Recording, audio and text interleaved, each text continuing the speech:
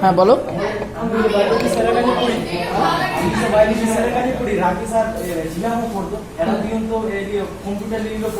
তারপরে আরো 3 জন ছেলে এসেছিল, আসার পরে 3টা ক্রেডিট আসার পরে বলছি এত কঠিন, এত মুখস্থ করতে পারবো না, ছেড়ে মানে ওরা ওরা মানে চলো শুরু করি।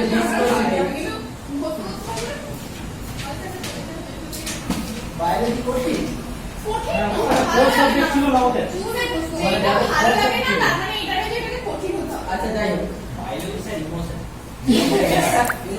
যাই হোক চলো। ফিজিক্স ফিজিক্স সবই লাগবে, মেডিকেল পড়ো, ইঞ্জিনিয়ারিং পড়ো, যাই পড়ো, ফিজিক্স কে ছেড়ে হবে না, তো পড়তেই হবে। তো আমাদের ফার্স্টে আমরা যে শুরু করছি ভিসকোসিটি। এখানে আমরা কি করব? প্রথমে করব ধারারেখ প্রবাহ, streamline motion and turbulent motion, বিক্ষুব্ধ প্রবাহ। মানে চ্যাপ্টারটা actually viscosity and surface tension.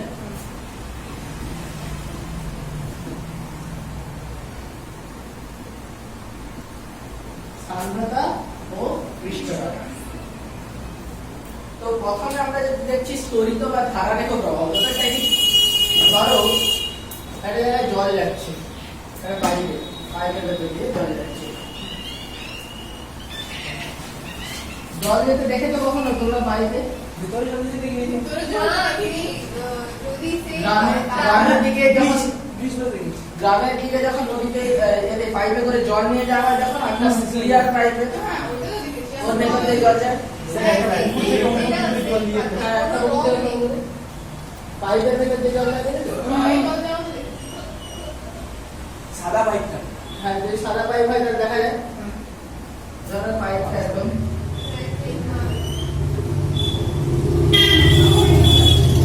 এর ভেতর দিয়ে জল যাচ্ছে। কিরকম যেতে পারে? ধরো জলের এই একটা স্তর যাচ্ছে,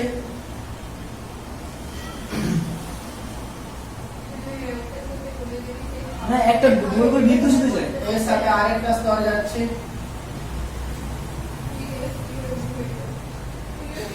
আরেকটা স্তর যাচ্ছে,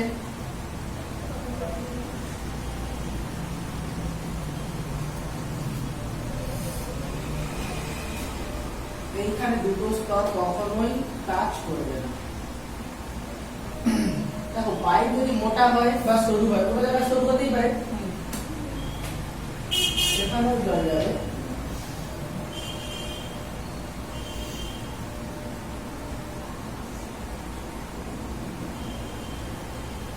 কিন্তু দুটো স্তর যদি যখন ফ্লো হবে তখন আমরা তাকে বলবো ধারারেখ প্রবাহ বা স্ট্রিমলাইন মোশন।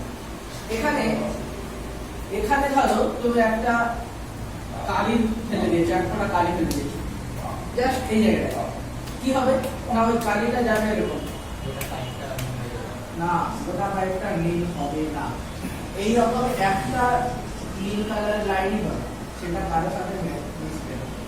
যদি ধারারেখ প্রবাহ হয়, স্ট্রিমলাইন মোশন যদি হয়,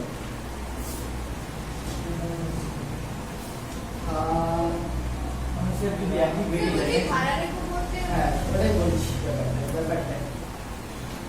যদি ধারারেখ প্রবাহ হয়, এবার তার ধারারেখ প্রবাহ ব্যাপারটা দেখবে কখনো কখনো পাইপে এত স্মুথ জল যায় যে বোঝাই যাচ্ছে না জল যাচ্ছে কি যাচ্ছে না। এইরকম সময় যে প্রবাহটা হয় সেটা ধারারেখ প্রবাহ। নরমালি যদি জল আস্তে আস্তে যায়, ধরো তোমার ট্যাপ থেকে জল পড়ছে, দেখবে কিছু কিছু সময় ধরো আস্তে করে জলটা ছেড়েছো ট্যাপ থেকে, একদম একটা কি হয়, এরকম একটা সুন্দর রেখার মতো পড়ে, তাকিয়ে মনে হবে যেন জল পড়ছে কি পড়ছে না বোঝাই যাবে, আওয়াজ হয়, কোনো মানে আওয়াজের ব্যাপারটা না। এই জায়গাটা তুমি যদি এই জায়গাটা একটা ফোকাস করো, মানে এখানটা দেখছো না, উপর নিচে দেখছো না, এই জায়গাটা ধরো একটা কোনো নলের ভেতর দিয়ে দেখছো, এখানে এবার এই জায়গায় জল যাচ্ছে কি যাচ্ছে না বোঝা যাবে না, মনে হবে একটা জাস্ট সরু টিউবের মতন নেমে আছে। কিন্তু যদি স্পিডটা বাড়িয়ে দাও, স্পিড বাড়িয়ে দিলে কি হবে না এই জলের কমে মানে দেখবে যে কেটে কেটে বেরোতে যাচ্ছে, তাহলে তখন বিক্ষুব্ধ প্রবাহ হয়ে যাবে। যদি ধারারেখ প্রবাহ হয় তখন কি একটা স্তর আরেকটা স্তরের সাথে কখনোই মিশবে না। এখানে যদি একটা কালির ফোঁটা দিয়ে দাও সেই শুধুমাত্র নীল রঙের ওই একটা রেখাই পাবে।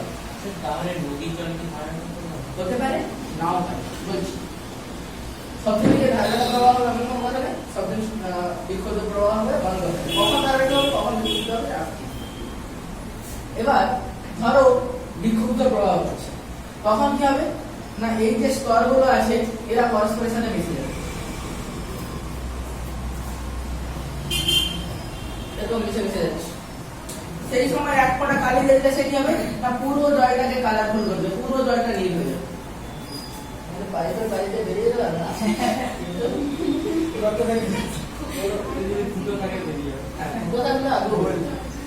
এরকম পুরোটা মিশে গিয়ে নীল রঙের জল হয়ে যাবে। এক ফোঁটা কালার দিয়ে দেবে পুরো জলটা নীল কালার। তাহলে তখন কি হচ্ছে না একটা স্তর একটা স্তরের সাথে মিশে যাচ্ছে। এইরকম প্রবাহকে কি বলবো বিক্ষুব্ধ প্রবাহ, বিক্ষুব্ধ টার্বুলেন্ট।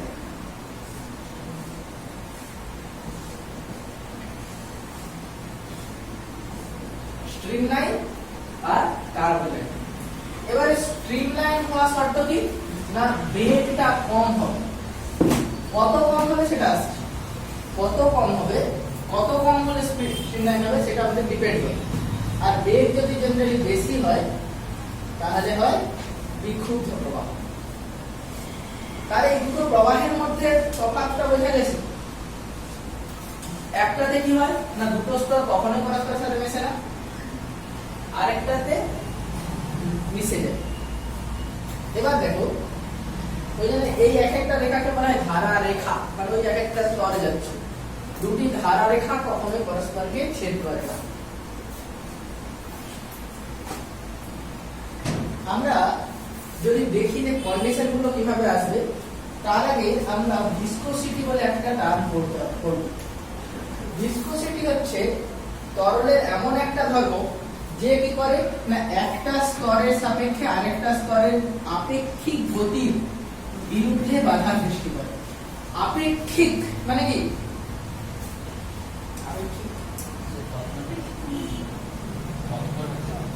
আর ইনস্ট্যান্টেনিয়াস মানে কত আপেক্ষিক মানে রিলেটিভ, রিলেটিভ মোশন আপেক্ষিক বেগ। আপনি মানে কারো সাপেক্ষে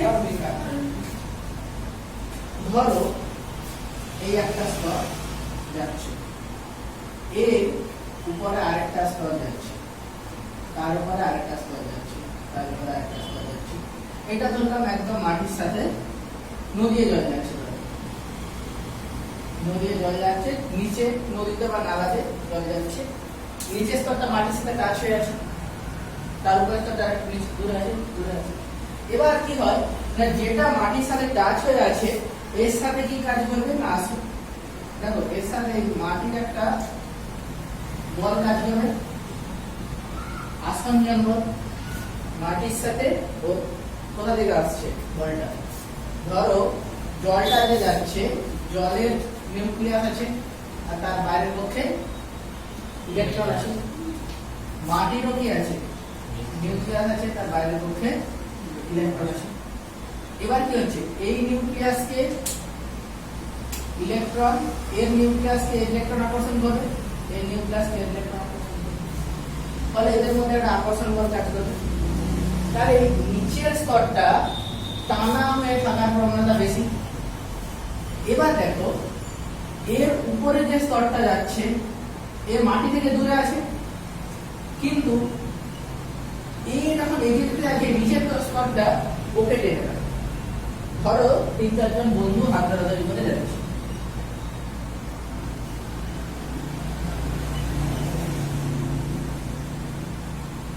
এ ধরো খুব স্পিডে চলে যাচ্ছে, এ কি করবে তাকে টেনে রাখবে, আর এ কি করবে এ আস্তে আস্তে একে টেনে টেনে নিয়ে চলে যাবে। দুজন হাত ধরাধরি করে যাচ্ছে, একজন যদি পিছিয়ে যায় যে এগিয়ে যাচ্ছে সে একে টেনে নিয়ে যাবে, মানে যে যে স্পিডে যাচ্ছে সে কি করবে, স্লোয়ার পার্সনকে টেনে নিয়ে যাবে, আর যে স্লো যাচ্ছে তাকে সে কি করবে, স্পিডে যে যাচ্ছে তাকে টেনে ধরে রাখবে। তাহলে অ্যাকচুয়ালি কি করতে চাইছে না, আপেক্ষিক বেগ, ধরো দুজনে একসাথে যাচ্ছে, আপেক্ষিক বেগ 0, দুজনের মধ্যে বেগের তফাৎ হয়ে গেলে কি আপেক্ষিক বেগ থেকে যাচ্ছে, এই রিলেটিভ মোশনটাকে প্রতিমিত করার চেষ্টা করবে, মানে যে স্পিডে যাচ্ছে তাকে টেনে রাখে আর যে আস্তে যাচ্ছে তাকে টেনে নিয়ে চলে যায়। এই ব্যাপারটাই হয়। তোমার ধরো অ্যাকচুয়ালি ভালো বন্ধুর সাথে থাকলে কি হয়, ভালো ইন্টারঅ্যাকশন হয়, আর খারাপ বন্ধুর সাথে থাকলে খারাপ। ধরো এই যে বলে না, ধরো বেশিরভাগই ভালো, তাদের মধ্যে একজন খারাপ থাকলেও সে ভালো হয়ে যাবে, কারণ সে খারাপ কাজ করার সুযোগই পাবে না, বাকিরা আটকে দেবে। কিন্তু যদি বেশিরভাগ খারাপের মধ্যে একজন ভালো থাকে, সেও ইন্টারেস্ট হয়ে যায়। ওই জন্য সবসময় ভালোতে থাকার চেষ্টা করবে, এবং এমন হবে যাতে সবাই তোমার সাথে থাকার চেষ্টা করবে, ভালো হিসাবে যেন তুমি। তো আমাদের একটা আরেকটা আপেক্ষিক গতির বিরুদ্ধে বাধা সৃষ্টি করবে। নিচের স্তরটার বেগ সবচেয়ে কম, উপরের স্তরটা একটু বেশি বেগে যেতে চাইছে, নিচের স্তরটাকে টেনে রেখেছে। এই যে টেনে রেখেছে যে বলটার সাহায্যে, যে ধর্মটার সাহায্যে, সেটাই হচ্ছে আমাদের সান্দ্রতা।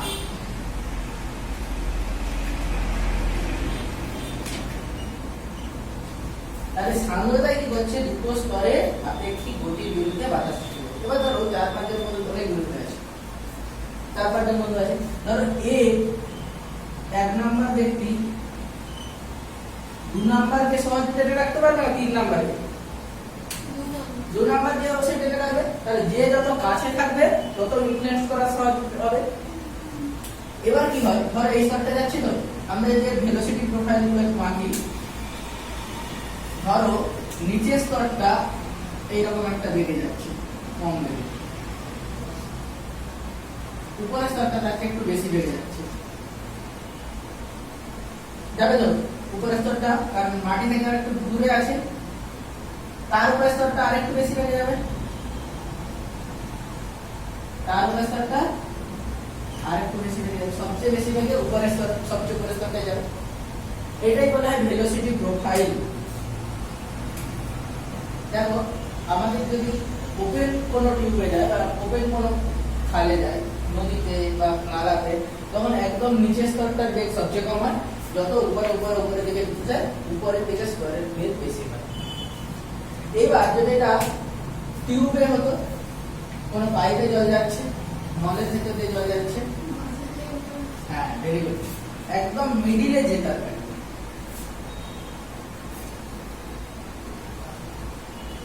নলের একটা টিউব, টিউবের ভেতর দিয়ে জল যাচ্ছে, দেখো একদম এইখানে সারফেসটা সেও টানা হয়ে আছে, এইখানে সারফেসটা সেও টানা হয়ে আছে, তাহলে এর উপরের যে স্তরটা সে একটু বেশি বেড়ে যাবে, এটা একটু বেশি বেড়ে যাবে, এটা আরেকটু বেশি বেড়ে যাবে, এটা আরেকটু বেশি বেড়ে যাবে, এটা সব বেশি। তাহলে দেখো এখানে ভেলোসিটি প্রোফাইলটা একটা প্যারাবোলা, এখানে ভেলোসিটি প্রোফাইল কি হচ্ছে স্ট্রেট লাইন, এখানে প্যারাবোলা। গতিবেগ পরিলেখ ভেলোসিটি,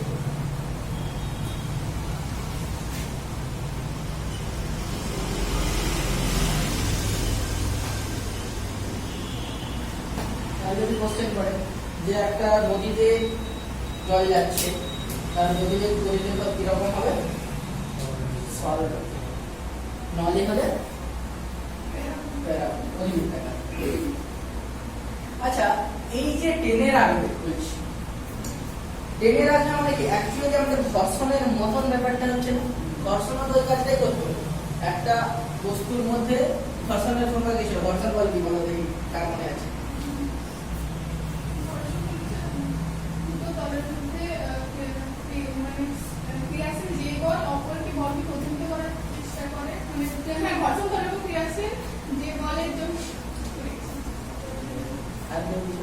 চেষ্টা করো, ও তো চেষ্টা তো করলো, ও চেষ্টা করো, জানো না তাহলে চেষ্টা করো, বলো।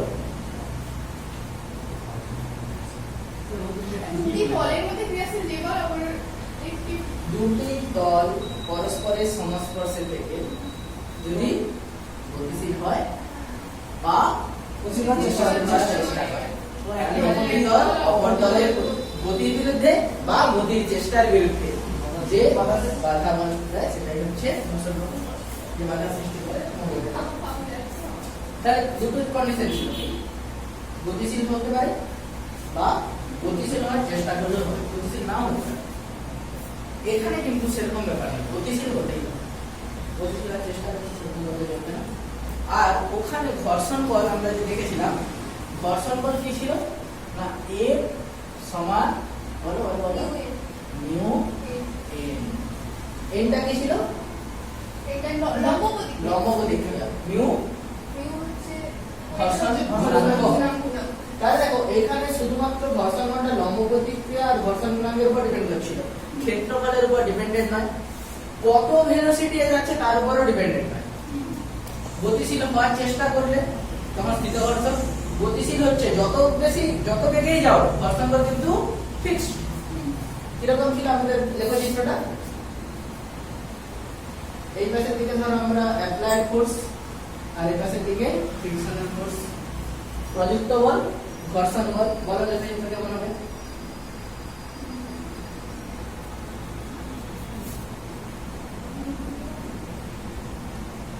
স্ট্রেট লাইন, তারপর এদিকে দিক, তারপর একটু নেমে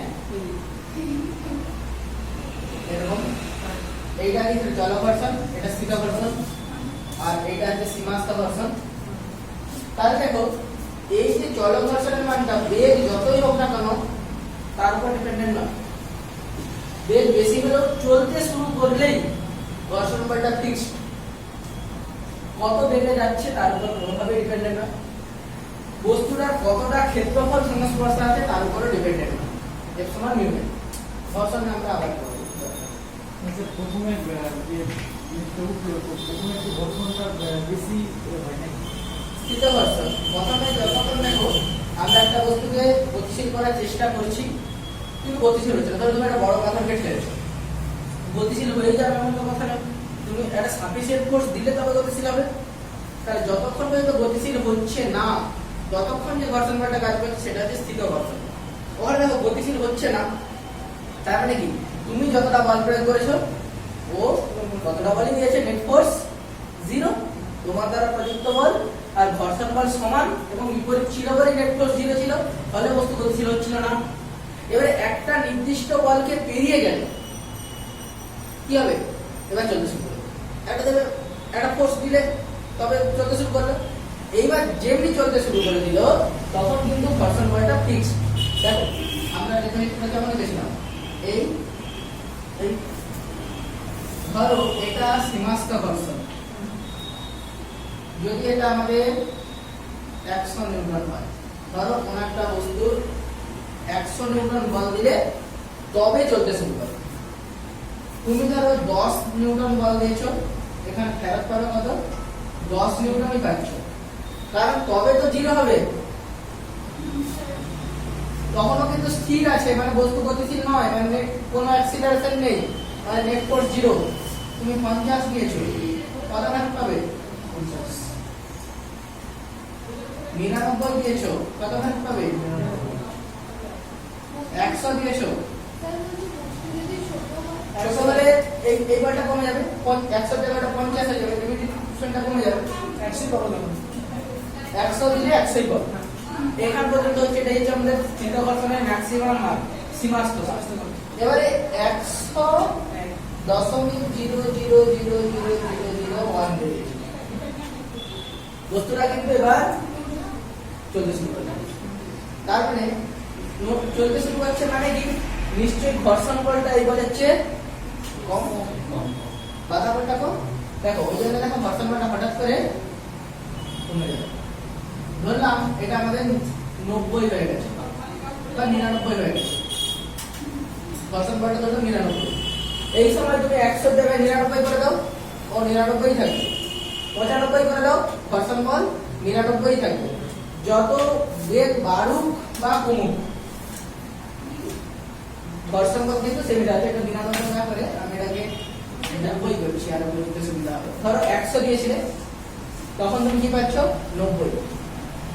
110 দাও, 110 দাও, তখন কত পাবে 90। তাহলে এই সময় নেট ফোর্স কত? 110 মাইনাস 90 20।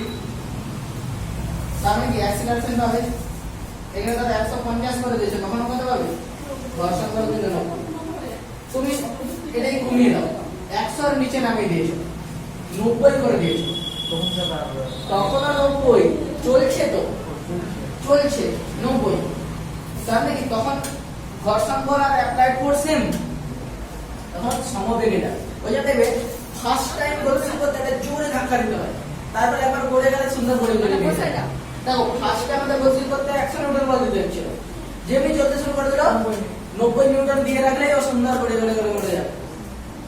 আর অ্যাক্সিলারেট হচ্ছে না, ফার্স্ট টাইম গতিশীল করতে একটা বিশাল বল লাগে, সেটাই হচ্ছে স্থির অর্থনৈতিক মাত্রা। এইবার ধরো 90 জায়গায় তুমি 50 করে দিয়েছো, তাহলে তুমি দিচ্ছ 50, ও দিচ্ছে ঘর্ষণ দিচ্ছে 90, তাহলে মন্দনটা বেশি। এবারে কি বেগটা ধীরে ধীরে কমবে। ধরো তুমি বিশাল স্পিড দিয়ে একটা ধাক্কা দিয়ে গতিশীল করেছিলে, 9টা স্পিড দিয়ে দিয়েছো, এবার কম করে দিচ্ছ, দেখো ধীরে ধীরে থামতে থাকবে, কারণ তোমার অ্যাপ্লাইড ফোর্স 50 হয়ে গেছে, তোমার ঘর্ষণ বল 90। তার মানে কি ঘর্ষণ বল বেশি, মানে ধীরে ধীরে মন্দন হবে, মন্দন হবে, ধীরে ধীরে ধীরে ধীরে থেমে যাবে। একবার থেমে যাওয়ার পরে আবার গতিশীল করতে অ্যাকশন করতে ঘর্ষণে করেছিল, আবার একবার ডিফাইন হয়ে গেল। তো আমরা ঘর্ষণে যে জিনিসটা দেখেছিলাম যে বেগের উপর বলটা ডিপেন্ডেন্ট নয়, মানে কত বেগে যাচ্ছে। একবার গতিশীল হয়ে গেছে তো 100 দিলেও 90, মানে যখন ধরো 1 কিলোমিটার পার আওয়ার বেগে যাচ্ছে তখন 90, 100 কিলোমিটার পার আওয়ার বেগে যাচ্ছে তখন 90। মানে ঘর্ষণ বলটা ফিক্স ছিল, ঘর্ষণ বলটা বেগের উপর ডিপেন্ডেন্ট ছিল না। কিন্তু এখানে ওটা বাধাজনিত বলে, কিন্তু এই যে ভিসকোসিটি সান্দ্রতা বল, এটা কিন্তু বেগের উপর ডিপেন্ডেন্ট। কিরকম? ধরো কেউ বেশি বেগে চলে যাচ্ছে, তাকে বেশি বেশি টেনে রাখবে, আপেক্ষিক বেগটাকে বাধা সৃষ্টি করবে। কেউ যদি বেশি স্পিডে এগিয়ে যেতে চায় তাকে বেশি টেনে রাখবে, কেউ যদি কম স্পিডে যায় তাকে কম টেনে রাখবে। ক্ষেত্রফলের উপর ডিপেন্ডেন্ট, ওখানে দেখছিলাম কোনো রকম ক্ষেত্রফলের উপর ডিপেন্ডেন্ট ছিল না। এখানে যত বেশি পরিমাণ অংশ সংস্পর্শে থাকবে, ধরো এরকম অংশ সংস্পর্শে আছে, ঘর্ষণের ক্ষেত্রে কিন্তু ঘর্ষণ বলটা সেম। ভিসকোসিটির ক্ষেত্রে যদি আমাদের এরকম এই দুটো তলের মধ্যে ক্ষেত্রফল বাড়ে, ভিসকোস সান্দ্রতা বল বাড়বে। ধরো এইরকম হলে সান্দ্রতা বল কমবে, যদি পৃষ্ঠতলের ক্ষেত্রফল কমে তাহলে সান্দ্রতা বল কমবে। তার মানে সান্দ্রতা বল directly proportional to area of the contact surface, সংস্পর্শ তলের ক্ষেত্রফলের উপর সমানুপাতিক। তাহলে আমরা কি কি দেখলাম না, ধরো এই দুটো স্তর নিয়ে আমরা আলোচনা করি। ধরো এই স্তরটা আমাদের ভি বেগে যাচ্ছে, এর উপরের স্তরটা একটু বেশি বেগ নিয়ে যাচ্ছে, ভি প্লাস ডিভি বেগ নিয়ে যাচ্ছে, এর দূরত্বও বেশি, এইটা এক্স, এই দূরত্বটা আমরা ডিএক্স ধরে নিলাম। তার মানে এটা হচ্ছে অ্যাকচুয়ালি x প্লাস dx, তাই তো?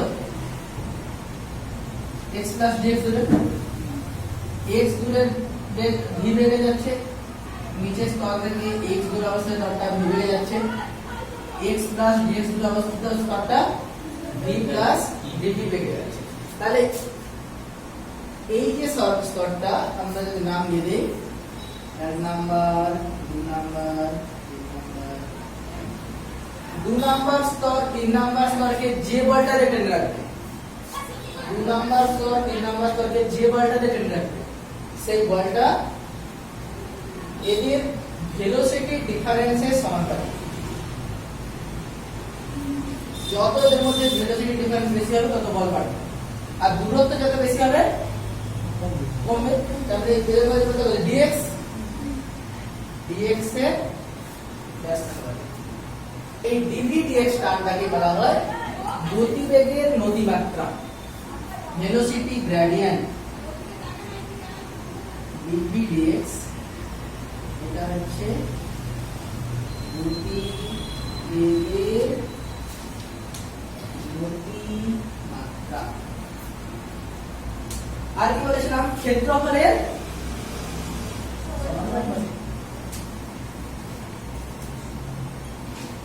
তাহলে আমরা কি পেলাম?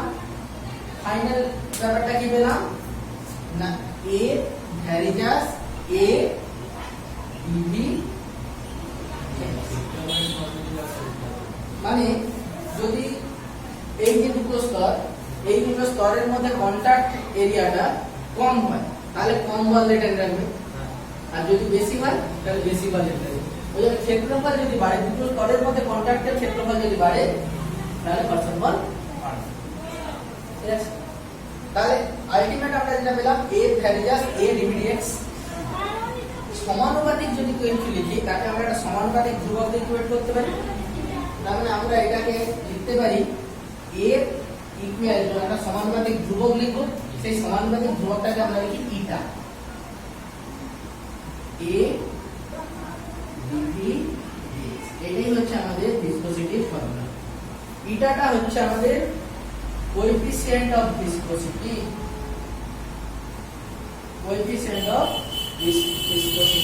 সান্দ্রতাঙ্ক এটা হচ্ছে আমাদের সান্দ্রতাঙ্ক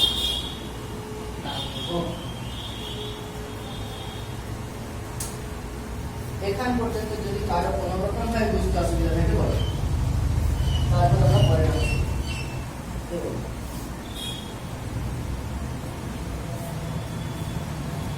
সান্দ্রতাঙ্কের একক মাত্রা বের করো এটা তোমাদের আছে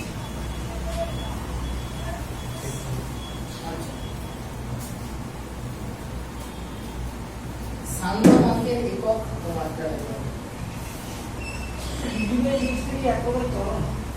dvdx না dvdt হলে ত্বরণ হবে এটা গতিবেগের গতিমাত্রা বেগ বাই দূরত্ব বেগ বাই সময় হলে ত্বরণের ডাইমেনশনের সাথে আসতো সেটা হয়ে গেছে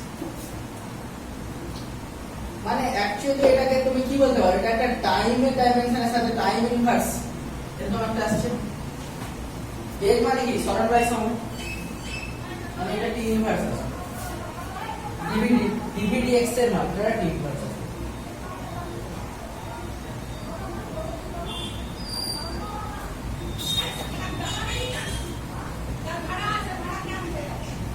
ইটার মাত্রা বের করে বলো আমাকে মাত্রা একক কি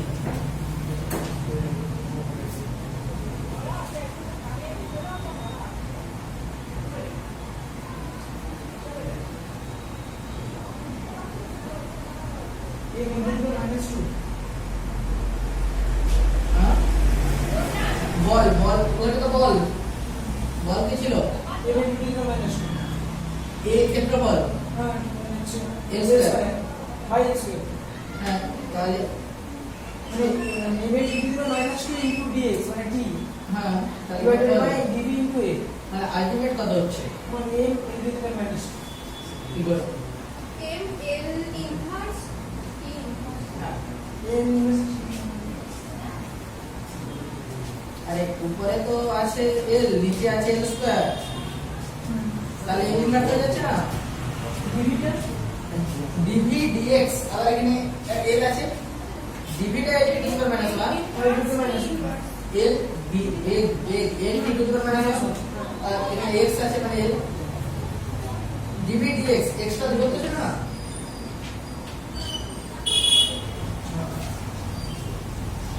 স্যার এখানে dv বাই dv টা বললেন কি dv মানে বেগ বেগের মাত্রা কি হবে এর সেটা বলছি m টা কি m এর d ইনভার্স টু হয় হ্যাঁ বল সমান বারে টু দাও m l কি সমস্যা আছে dx কি আরে বেগটা কি সেম কি সেম দিও না দেখো এটার মাত্রা কি হবে বলের মাত্রা ডিভাইডেড বাই ক্ষেত্রফলের মাত্রা ডিভাইডেড বাই dv dx এর মাত্রা dx টা নিচে হবে কি হবে ঠিক না বলের মাত্রা কি বল সমান ভর ইনটু ত্বরণ m l t to the power -2 ক্ষেত্রফল নিচে এটা কি বেগ dv বেগ l t to the power -1 dx l কত হচ্ছে তাহলে এটা কেটে যাচ্ছে এটা l আর নিচে l স্কয়ার তার মানে m l two the power -1 উপরে t টু দি পাওয়ার -2 নিচে t টু দি পাওয়ার -1 কত হবে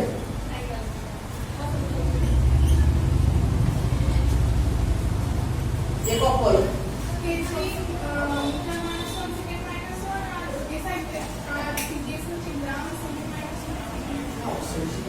অবশ্যই ঠিক আছে বলতেই পারি আর ডাইরেক্ট যদি আমরা বলের থেকে বলতাম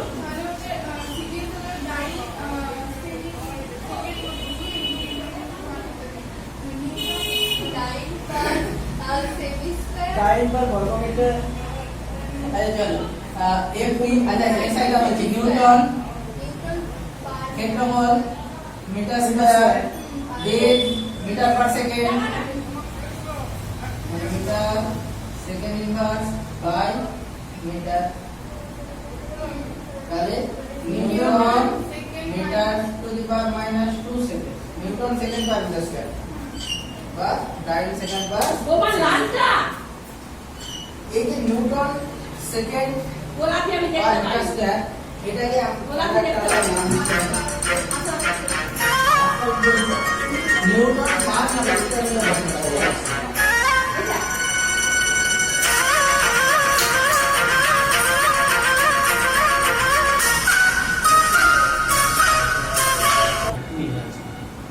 সান্দ্রতাঙ্কের একক Newton second second second Newton second से और अपना की बोलते हैं ऐसा है तो हाँ, मीटर ऐसा है। Square newton second minus square মানে কি newton second per metre square তাই তো নিউটন পার মিটার স্কয়ার এর ব্যাপারটা কি যেটা অমৃতা বলতেছিল নিউটন পার second square Pascal Pascal actually চাপের একক তো বল বাই ক্ষেত্রফল নিউটন পার মিটার স্কয়ার এটাই পাস্কাল পাস্কাল সেকেন্ডও বলতে পারো তো টাইম যদি আমরা সিজিএস একক বলি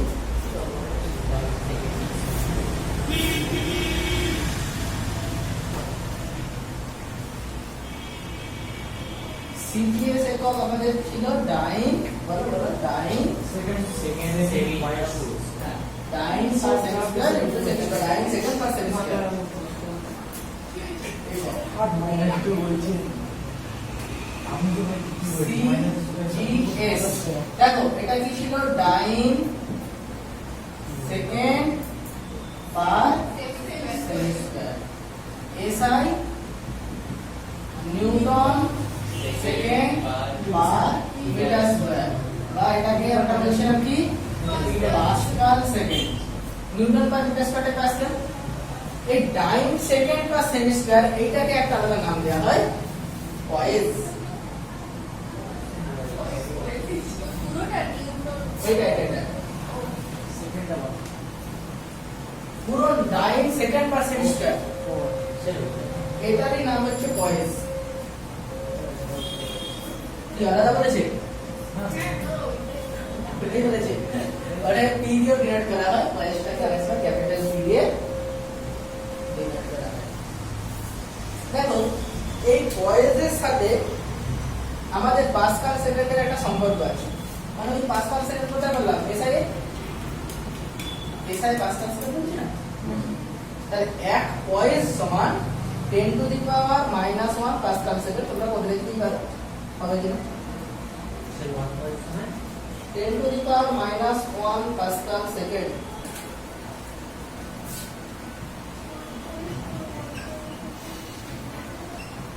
एक पास कर समय 10 लो সমান এক পাস্কাল সেকেন্ড সমান 10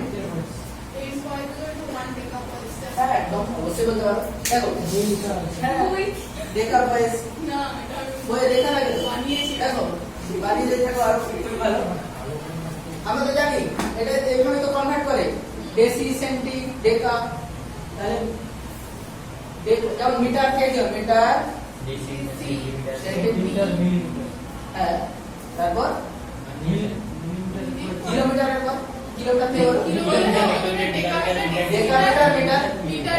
ডেকামিটার মিটার আসছে তাহলে আমরা 10 টু দি পাওয়ার -1 এটাকে কি 1 ডেকা হয় অবশ্যই বলতে পারি দেখা পাইটা কেউ বুঝতে পারবে অসুবিধা কি বলো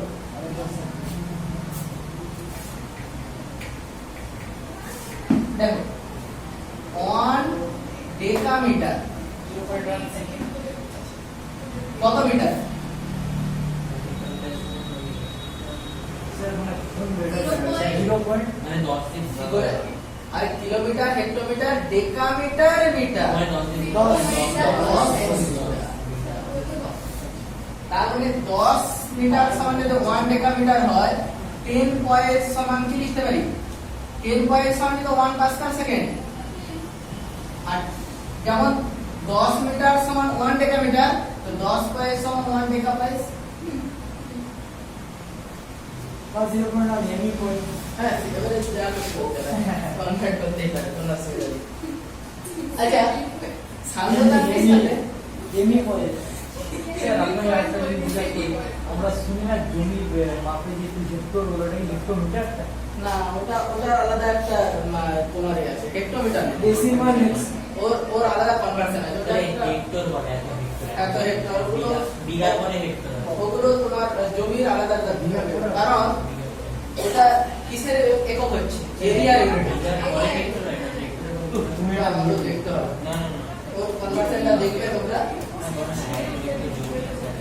হেক্টর বলতে বড় বড় জায়গাকে বোঝায় সিটি এটা ক্ষেত্রফলের একটা বড় ইউনিট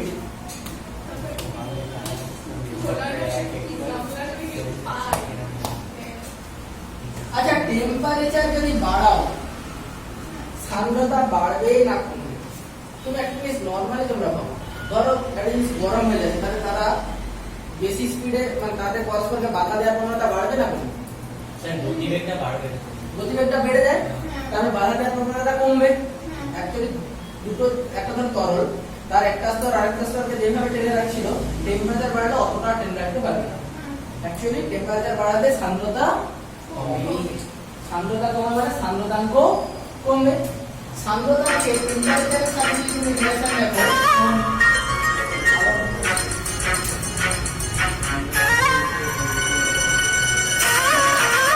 কমছে মানে কমছে মানে সবসময় যে একদম প্রপোর্শনালি কমবে এমন কোনো কথা নেই অন্য কোনো রিলেশনও থাকতে পারে ডাইরেক্টলি করুন সেটা অ্যাকচুয়ালি সান্দ্রতাঙ্কের যে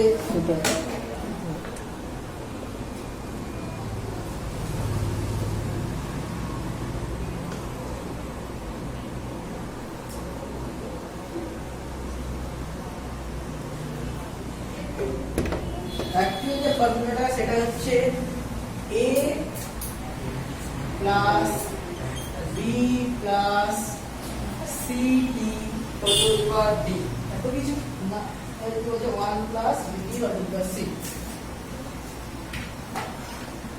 স্যার কি বাই হ্যাঁ এই a b c এগুলো হচ্ছে কনস্ট্যান্ট স্যার এগুলো কি এগুলো বিভিন্ন রকম কনস্ট্যান্ট মানে ধরো জলের ক্ষেত্রে আমি জানি না মানটা এটা মিলবে কিনা জলের ক্ষেত্রে a এর ভ্যালু ধরলাম 10 b এর ভ্যালু ধরলাম 2 আর c এর ভ্যালু ধরলাম 3 জলের ক্ষেত্রে 10 এর ক্ষেত্রে a এর ভ্যালু আলাদা হতে পারে স্যার বলছি টিটা যাবে কি টিটা t টাই টেম্পারেচার b এর ভ্যালু ধরো 10 হ্যাঁ এ তো কনস্ট্যান্ট স্যার তাহলে টেম্পারেচার কনস্ট্যান্ট হ্যাঁ টেম্পারেচারই কনস্ট্যান্ট টেম্পারেচারটা কনস্ট্যান্ট না ধরো সাপোজ জলের সান্দ্রতাঙ্ক এরকম একটা রিলেশন মেনে চলে জলের সান্দ্রতাঙ্ক দেখো জল বলছি না জল বলাটা ভুল ধরলাম একটা তরল 1 নাম্বার তরল সেটার ক্ষেত্রে এটা সমান 10/1 প্লাস 2d কিউব তাহলে দেখো টেম্পারেচার যত বাড়বে সান্দ্রতাঙ্ক তত কমবে হতে পারে দেখো কনস্ট্যান্টগুলো এরকম নয় এরকম নয় এটা একটা আমি আরবিটারি দিচ্ছি অন্য আরেকটা তরলের ক্ষেত্রে ধরো 2 নম্বর তরলের জন্য তার ক্ষেত্রে এরকম হতে পারে যে 21 প্লাস 1 প্লাস 20 টু দি পাওয়ার 5 মানে এরকম ডিফারেন্ট লিকুইড ডিফারেন্ট রিলেশন মেনে চলে কিন্তু টেম্পারেচার বাড়লে সান্দ্রতাঙ্ক কম হবে কোনো নরমাল রিলেশন নেই যে একদম প্রপোর্শনাল রিলেশন এরকম এইরকম একটা রিলেশন ফলো করে বিভিন্ন লিকুইডের ক্ষেত্রে বিভিন্ন হবে তোমাদেরকে বের করতে দেবে না জাস্ট জানতে চাইবে টেম্পারেচার বাড়ালে বাড়বে না কমবে কি দেখতে পাচ্ছি টেম্পারেচার বাড়লে সান্দ্রতাঙ্ক কমবে এই ভ্যালুগুলো লেখার দরকার নেই, ভ্যালুগুলো আমি মন করা দিয়েছি।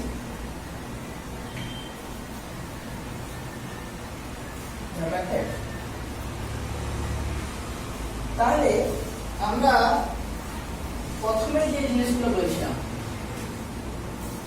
বিক্ষুব্ধ প্রবাহ আর ধারারেখ প্রবাহ। প্রবাহ ধারারেখ হবে না বিক্ষুব্ধ হবে সেটা ডিপেন্ড করে ভেলোসিটির উপর। ভেলোসিটি যদি বেশি হয় তাহলে বিক্ষুব্ধ হয়ে যায়, ভেলোসিটি কম হলে ধারারেখ হবে। কতটা কম হলে বিক্ষুব্ধ ধারারেখ থাকবে, কতটা বেশি হলে বিক্ষুব্ধ হবে, এটা ডিপেন্ড করে কিসের মধ্য দিয়ে যাচ্ছে। ধরো একটা সরু পাইপের মধ্য দিয়ে যাচ্ছে, তাহলে অনেক বেশি স্পিড পর্যন্ত ধারারেখ হবে। আর যদি একটা মোটা পাইপের ভেতর দিয়ে যায়, মোটা পাইপ, তাহলে একটু স্পিড দিয়ে দিলে বিক্ষুব্ধ হয়ে যাবে। দেখবে নরমালি তোমরা এগুলো লক্ষ্য করে দেখবে, সরু পাইপের ভেতর অনেক স্পিডে যাচ্ছে, সুন্দর স্ট্রিম লাইন। মানে তো ক্ষেত্রফলের উপর। অ্যাকচুয়ালি ক্ষেত্রফল বলাটা নদী যদি বলো, নদীর ক্ষেত্রফল কোথায় যাবে? নদীর ক্ষেত্রে তখন কি হবে না, যদি লম্বা নদী, পাইপের জন্য ক্ষেত্রফল না, হ্যাঁ পাইপের জন্য ক্ষেত্রফল না, পাইপের ক্ষেত্রফল না বলছি, প্রস্থচ্ছেদের অ্যাকচুয়ালি ওটা ব্যাসের উপর ডিপেন্ড করে, ডায়ামিটার। অবশ্যই ডায়ামিটার বাড়া মানে ক্ষেত্রফল বাড়বে, কিন্তু অ্যাকচুয়ালি আমরা ওটা ডায়ামিটারের সাথে রিলেশনটা পাই, মানে ব্যাসের সাথে। যত বেশি ব্যাসের পাইপ হবে তত বেশি কম স্পিড পর্যন্ত ধারারেখ হবে, তত তাড়াতাড়ি বিক্ষুব্ধ হয়ে যাবে। দেখবে ধরো একটা বড় নদী, একটা সরু নদী। ধরো আমাদের এইসব জায়গা দিয়ে যখন নদী যাচ্ছে, নদীর প্রস্থ অনেক বেশি হয়ে গেছে, ফলে এই জায়গায় নদীর জল স্ট্রিম লাইন হওয়ার সম্ভাবনা কম। নদীর জল শহরে গুলে যায়, মানে একটা আরেকটার সাথে মিশে যাচ্ছে। কিন্তু পাহাড়ি অঞ্চলে দেখো তখন একদম সরু নদী হয়। এই নদীটা যখন পাহাড়ে আসছিল তখন সরু, গভীর হয়েছিল কিন্তু সরু হয়েছিল। ওই জায়গায় কিন্তু আমাদের স্ট্রিম লাইন মোশন হওয়ার সম্ভাবনা বেশি। অ্যাকচুয়ালি আমাদের স্ট্রিম লাইন মোশন কত স্পিড পর্যন্ত হবে তার একটা ক্যালকুলেশন আছে। ক্যালকুলেশনটাকে বলে ক্রিটিক্যাল ভেলোসিটি।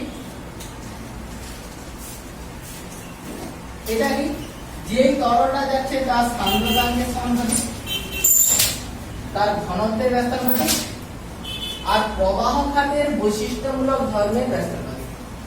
প্রবাহ খাতের বৈশিষ্ট্য দেখো কত বেগ পর্যন্ত ধারারেখ হবে।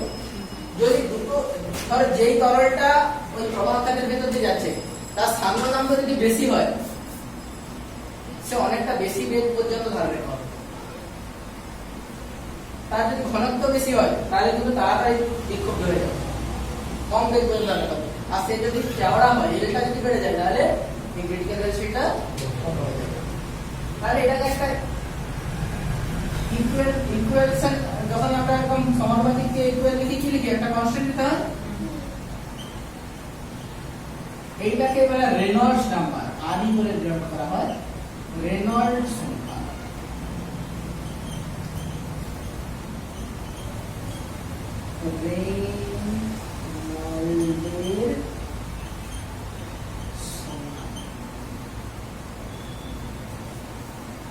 রেনল্ডের সংখ্যা, রেনল্ডের সংখ্যা, রেনল্ডস সংখ্যা, রেনল্ডস সংখ্যাই বলছি, বাংলা তো রেনল্ডস সংখ্যা লিখেছি, কোথাও কোথাও রেনল্ডেরও লিখতে পারি।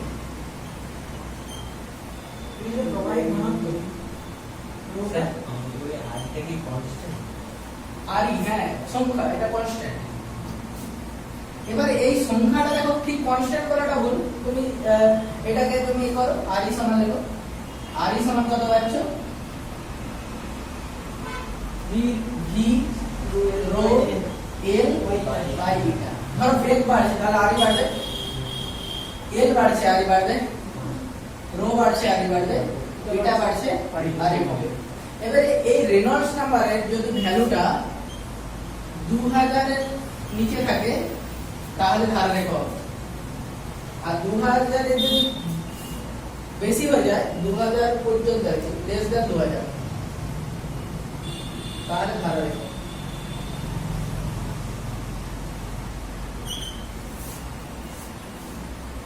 আর যদি গ্রেটার দ্যান 3000 হয়,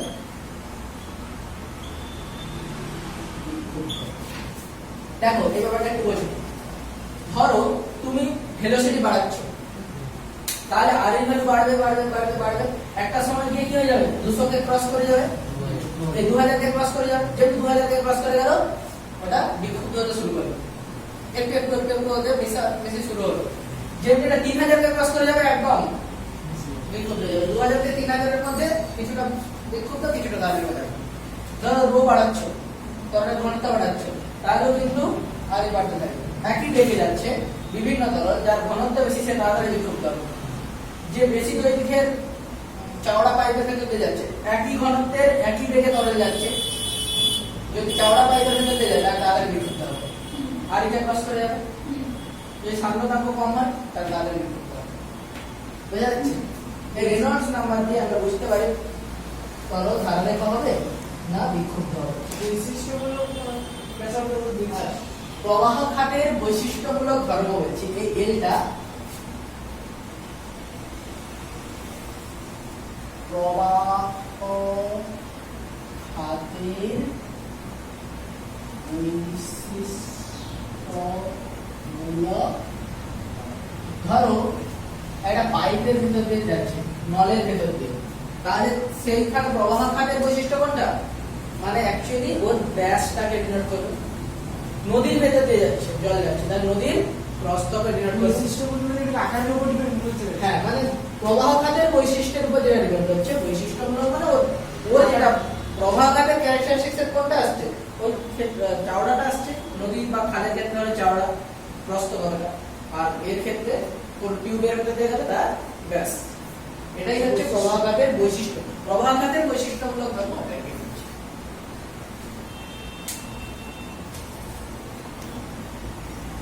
তাহলে এই যেই বেগ পর্যন্ত গেলে রেনল্ডস নাম্বারটা 2000 হয়ে যাবে, সেটাই হচ্ছে আমাদের ক্রিটিক্যাল ভেলোসিটি, সন্ধি বেগ, মানে যেই বেগটা পর্যন্ত ধারারেখ থাকবে সেটাই ক্রিটিক্যাল ভেলোসিটি, যেই বেগটা বেরিয়ে গেলে বিক্ষুব্ধ হয়ে যাবে সেটা হচ্ছে ক্রিটিক্যাল ভেলোসিটি। ব্যাস, তাহলে রেনল্ডস নাম্বারের মাত্রা বলো দেখি তোমরা, সরকারি হয়ে বই দেখে নিয়েছে না, নিজে বলে নিজে করে বল, মাত্রা নিজে করে দেব, রেনল্ডস নাম্বারের মাত্রা কত দিচ্ছি, তার এককের মাত্রায় আরেকটা রাশি পেয়ে যাবো আমরা। সান্দ্রতাঙ্কের মাত্রা কি ছিল, এল স্মল এ ইনভার্স আপনি কি বললেন, দৈর্ঘ্য মানে কি হচ্ছে বেগ, বেগ মানে কি এল টি টু দি পাওয়ার মাইনাস 1, ঘনত্ব মানে কি, এখনই বলবেন কি স্যার? আচ্ছা তোমরা বলো, স্যার রো হচ্ছে ঘনত্ব মানে ভর বাই আয়তন,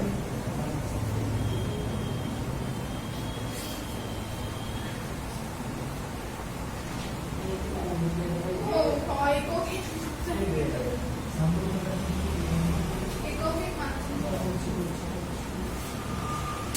এককের মাত্রায় হয়ে যাচ্ছে না তো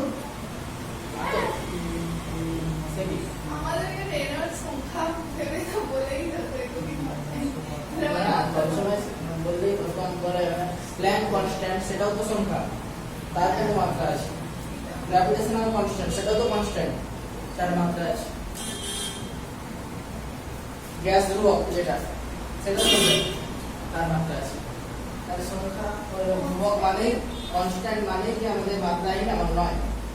মাত্রাহীন রাশি একটা উদাহরণ দাও তাহলে, স্যার কোন অ্যাঙ্গেল, অ্যাঙ্গেল আর আপেক্ষিক তাপ, গুরুত্ব, আপেক্ষিক আপেক্ষিক তাপ মানে না না আপেক্ষিক গুরুত্ব মানে বলতে গিয়ে বলা হয়ে গেল আর আর এই রেনল্ডস সংখ্যা রোলেন্স নাম্বার আর আর আর পড়েছো আমি পড়িয়েছি, হ্যাঁ আচ্ছা আমি ভুলে যাচ্ছি ইয়ে আছে তুমি বলছি এই তো বিকৃতির আর আর আচ্ছা এই মেমোরিগুলো কেটে যাচ্ছে, মানে এক আছে এই লাগে আসছে এইভাবে memory, Poisson ratio, Poisson rule, আর পছন্দ কোন বা তাকে হচ্ছে ওই আরো কি কি প্রশ্ন আছে ভুলে যাচ্ছি বলে না মনে নেই।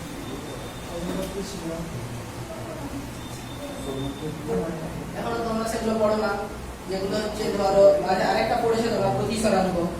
প্রতিসরাঙ্ক কি আলোর বেগ বাই শূন্য মাধ্যমে আলোর বেগ বাই কোনো মাধ্যমে আলোর বেগ। তারপর যেগুলো তোমরা এখনো পড়োনি সেগুলো হচ্ছে পারমিটিভিটি, তড়িৎ ভেদ্যতা, চৌম্বক ভেদ্যতা, এগুলো মানে আপেক্ষিক চৌম্বক ভেদ্যতা, আপেক্ষিক তড়িৎ ভেদ্যতা, এগুলো তো অনেক আছে। আমরা ধীরে ধীরে আরো পাবো। আপাতত আজকে একটা পেয়ে গেলাম রেলেন্স নাম্বার মাত্রাহীন রাশি। মাত্রাহীন রেকর্ডিং রাশি। ধরো বৃষ্টি পড়ছে, কোথায়? একটা অনেক উপরের মেঘ থেকে পড়ছে, ধরলাম 10 কিলোমিটার উপরের কোন একটা মেঘ থেকে বৃষ্টি পড়ছে। 10 কিলোমিটার উপরে হয় না অত উপরে মেঘ যায় না, তাই তো?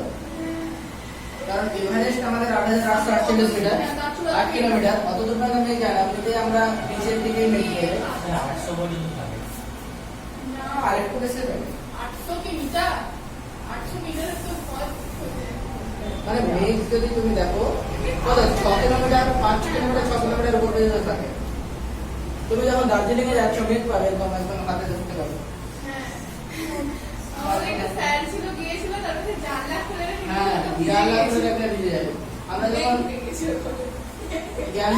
গ্যাংটক গেছিলাম, ওখানে দেখছিলাম এরকম যাচ্ছি, পুরো মেঘের ভেতর দিয়ে যাচ্ছি, কুয়াশার মতো মনে হবে কিন্তু ভিজে যাবে। তো মোটামুটি অনেক থাকে। যাই হোক, বিভিন্ন উচ্চতায় তাহলে মেঘ থাকতে পারে, বিভিন্ন উচ্চতার মেঘ থেকে বৃষ্টি হচ্ছে।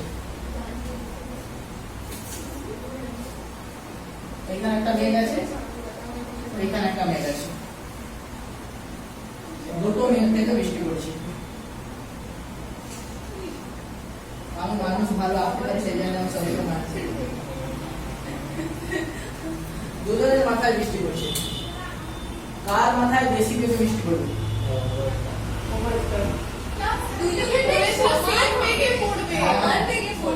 সেদিন ঘুমাচ্ছিলে তোমরা, আমি যেদিন বৃষ্টি হচ্ছিল আমি বলেছিলাম আরে এগুলো বলছে একটু মাথায় রাখো, আমার মনে পড়ে যাবে, ঠিক আছে? তো দুজনেরই কিন্তু মাথায় সেম বেগে বৃষ্টি পড়বে। কেন? দেখো অ্যাকচুয়ালি এখানে টার্মিনাল ভেলোসিটি কিরকম না, যত প্রথমের দিকে দেখো বৃষ্টিটা পড়তে শুরু করেছে, বাতাসের ভেতর দিয়ে পড়ছে, বাতাসের একটা সান্দ্রতা আছে, সেই সান্দ্রতা বল কি করবে, যত বেশি বেগে পড়বে তত উপরের দিকে সান্দ্রতা জনিত বল বাড়বে। সান্দ্রতা কি করে টেনে রাখে, আর সেই টেনে রাখার বলটা বেগের সমানুপাতিক। তোমাদের প্রুফটা নেই, এখানে একটা ধরো একটা এরকম গোলক যার রেডিয়াস আর ব্যাসার্ধের একটা গোলক, যদি একটা ইটা সান্দ্রতাঙ্কের মাধ্যমের মধ্যে দিয়ে যায়, তাহলে সেটার উপর সেটা যদি ভি বেগে যায়, ধরলাম এটা ভি বেগে ইটা সান্দ্রতাঙ্কের মিডিয়ামের ভেতর দিয়ে যাচ্ছে, তাহলে এখানে যে উপরের দিকে যে ফোর্সটা কাজ করবে সান্দ্রতাজনিত বলটা, সেটা অ্যাকচুয়ালি হয় 6 পাই ইটা আর ভি। স্টোকস ল, স্টোকসের সূত্র।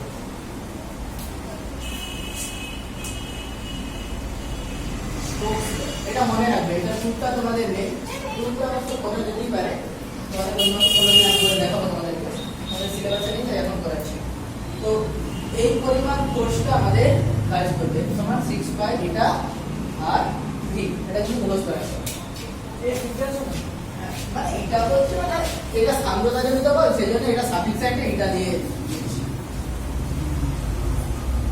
এবার কোন একটা তরল নিচের দিকে পড়ছে, সে নিচের দিকে পড়ছে যখন অ্যাকচুয়ালি ধর এখানে যখন তরল বিন্দুটা সৃষ্টি হয়েছে, আর ব্যাসার্ধের একটা জলের বিন্দু সৃষ্টি হয়েছে, তাকে কি করবে, অধিবর্ষ নিচের দিকে টানবে কত বল দিয়ে, এই গ্র্যাভিটেশন যদি বলি সেটা অ্যাকচুয়ালি mg। এটা বায়ুর ভেতর ডুবে আছে, তাহলে এটা প্রবণতা বল কাজ করবে, উপরের দিকে। জেনারেলি বায়ুর ঘনত্ব বেশি না জলের ঘনত্ব বেশি? জলের ঘনত্ব বেশি। তাহলে কি mgটা বেশি হবে দিচ্ছে, mg কি সম আয়তন অপসারিত তরল। দেখো এম কত আমরা যদি দেখি রো এটা হচ্ছে জলের সিগমা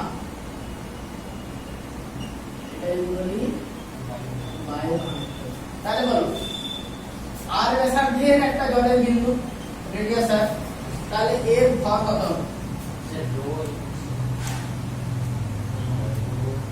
ভর ভর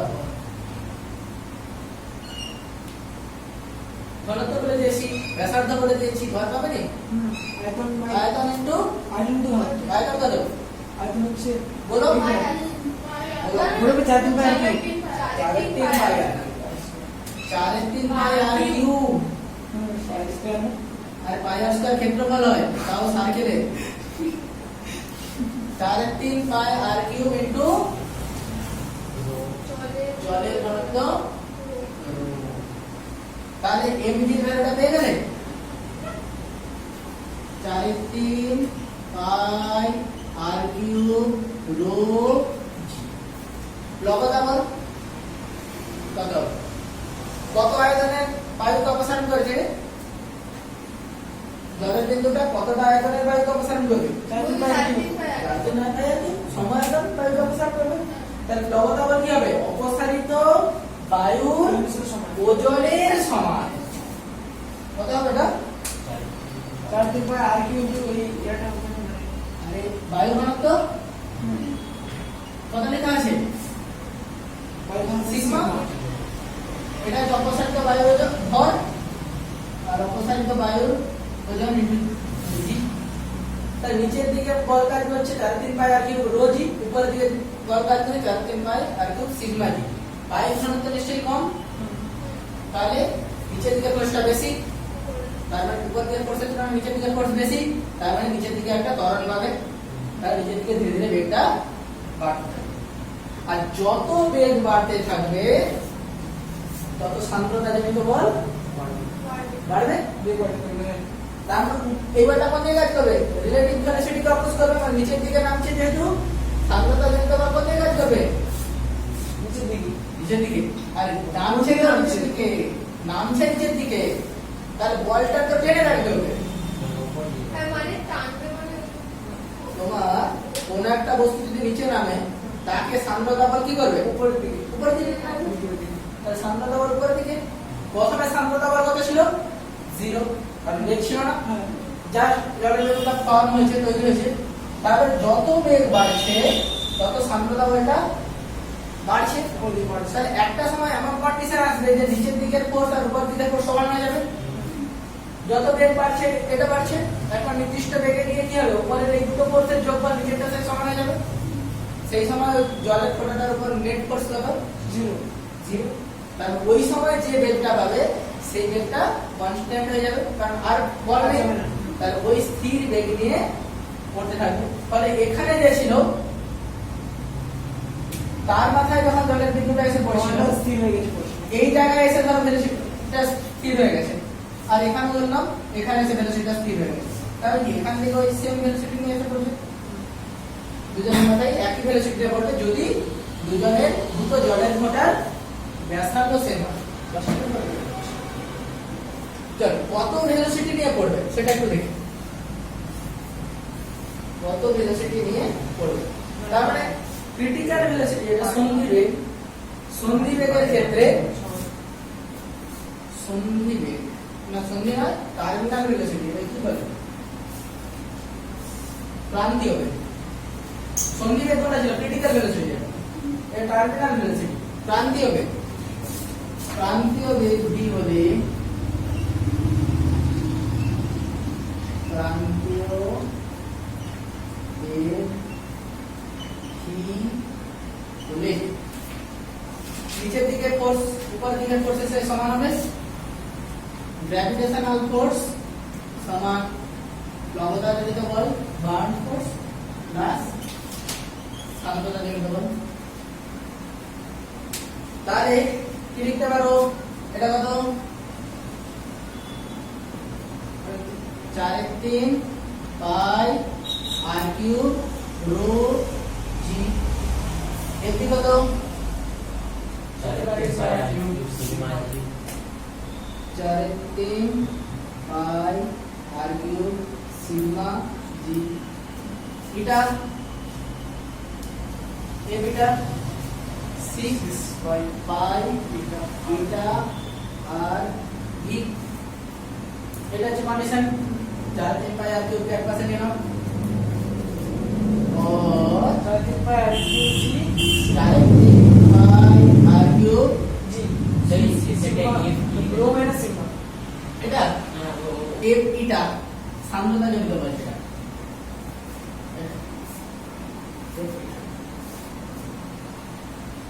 তাহলে 4 3 pi r cube g rho minus sigma समान 6 पाई eta r v আমাদের দরকার v কত বেগ নিয়ে পড়বে এটাই আমরা জানতে চাইছি तो তাহলে 200 পাই পাই কেটে আর কি বাই হচ্ছে পাই একদম বাই তাহলে কেটে দিলে কি কাটবে পাইটা কাটবে আর একটা পাই কাটবে পাই কাটবে আর 4 কাটবে তাই তো হ্যাঁ যা স্কয়ার হয়ে যাবে আর কিছু কাটবে এখানে 6 এটা দিকে 2 3 এই তিনটা নিচে আছে 2 এর 9 তাই তো এই তিন নিচে আসছে 2 এর 9 রো আচ্ছা r square g rho minus sigma আছে g আর এই ইটাটা নিচে আছে এটাই হচ্ছে আমাদের প্রান্তীয় বেগ টার্মিনাল বিশেষ প্রুফ করতে দেবে এটাই দেখা যে প্রান্তীয় বেগ এটা বুঝে যাচ্ছে অবশ্যই আছে আমি বইয়ের বাইরে বেশি বলছি সব বই আছে আপাতত বইয়ের বাইরে বেশি বলছি না ऐसा মানে তোমারটা বুঝতে চাকরি বেটা প্রান্তীয় বেগ মানে যে বেগটা পরে আর বেগ বাড়বে না ধরো এখানে বেগটা প্রথমে যে বাড়তে ছিল বাড়তে বাড়তে বাড়তে বাড়তে বাড়তে বাড়তে একটা সময় কি হবে যত বেগ বাড়ছে উপর দিকে যে সাম্প্রদায়িক ব্যাপারটা বাড়ছে যখন সমান হয়ে যাবে ফোর্স জিরো অ্যাক্সিলারেশন জিরো মানে এবার একটা কনস্ট্যান্ট বেগ নিয়ে পড়বে যে কনস্ট্যান্ট বেগটা নিয়ে পড়বে সেটাই হচ্ছে আমাদের প্রান্তীয় বেগ এটা যে সবসময় যে বায়ুতে জলের ফোটার ক্ষেত্রেই আমরা মনে হয় তোমাদের প্র্যাকটিক্যাল আছে যেটা তোমাদের প্র্যাকটিক্যাল আছে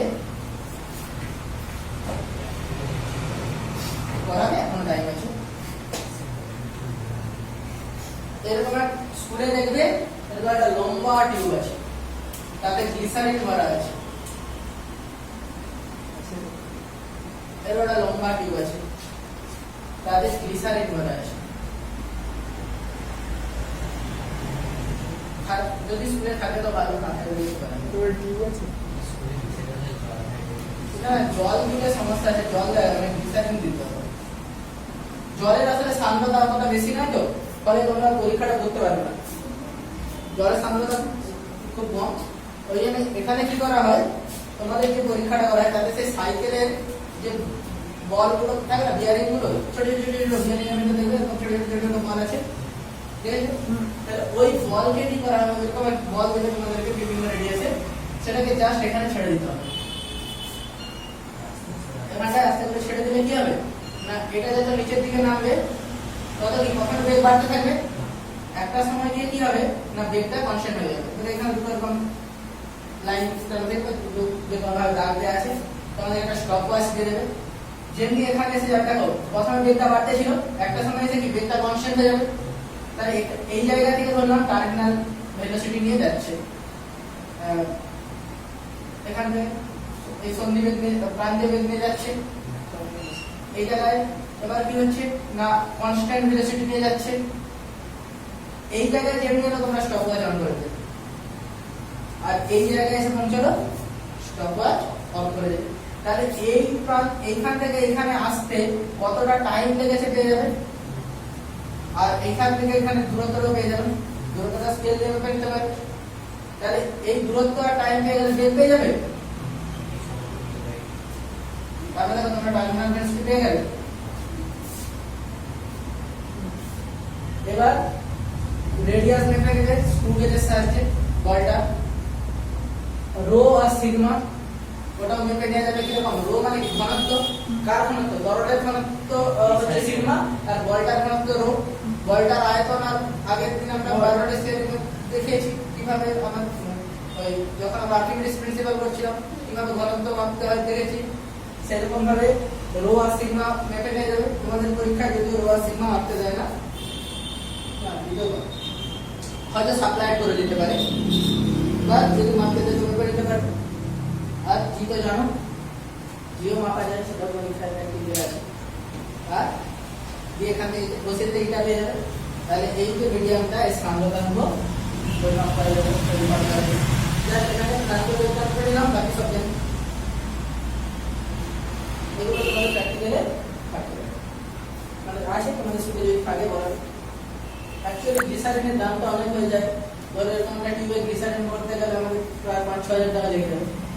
নাও না 100 গ্লিসারিন মানে একদম ছোট করে কত দাম থাকে, 200-300 টাকা দাম থাকে।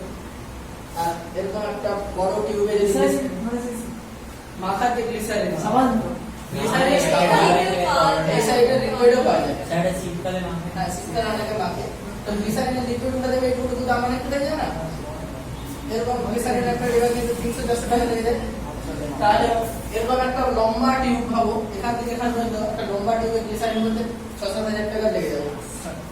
এই যে জেনারেল স্কুলে তারপর আবার একটা রাখলে তো হবে না। হ্যাঁ, একটা রাখলেই হবে। আমাদের স্কুলে পাটে পাটে হবে, সবাইকে একদিনে পুরো করতে দিতে হবে, কে বলেছে? পাটে পাটে হবে, যাদের বড় স্কুল তাদের 2-3 থাকলে ভালো হয়। তো আমাদের তো একটা থেকে কাজ চলে যাবে। অনেক সময় স্কুলে থাকে, স্কুলে তো টাকা আমার নেই। আর যদি কোনো স্কুল গরিব হয় তাহলে তাদের নাম আছে। কিছু কিছু স্কুলের প্রচুর প্রপার্টি, আর কিছু কিছু স্কুলের কিছু নেই। আমি কিছু কিছু স্কুলের কোনো টাকাই নেই, কোনো ফান্ডই নেই, স্কুল ঘরটাই সম্ভব। আর কিছু কিছু স্কুল আছে টাকা শেষ করতে পারে, কোনোটা ফান্ড প্রচুর সম্পদ আছে। যাই হোক,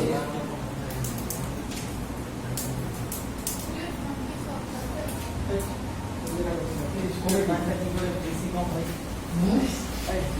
স্কুলের পয়সা স্কুলের প্রপার্টি অ্যাকচুয়ালি কিভাবে আসে? নরমালি তুমি বলবে যে স্কুলে তো সরকার থেকে আগে টাকা দেয়, কিন্তু স্কুল যখন সেট আপ হয়েছিল অনেক সময় কি হয়, কেউ দান করে দেয় স্কুলকে, অনেকে প্রপার্টি দান করে।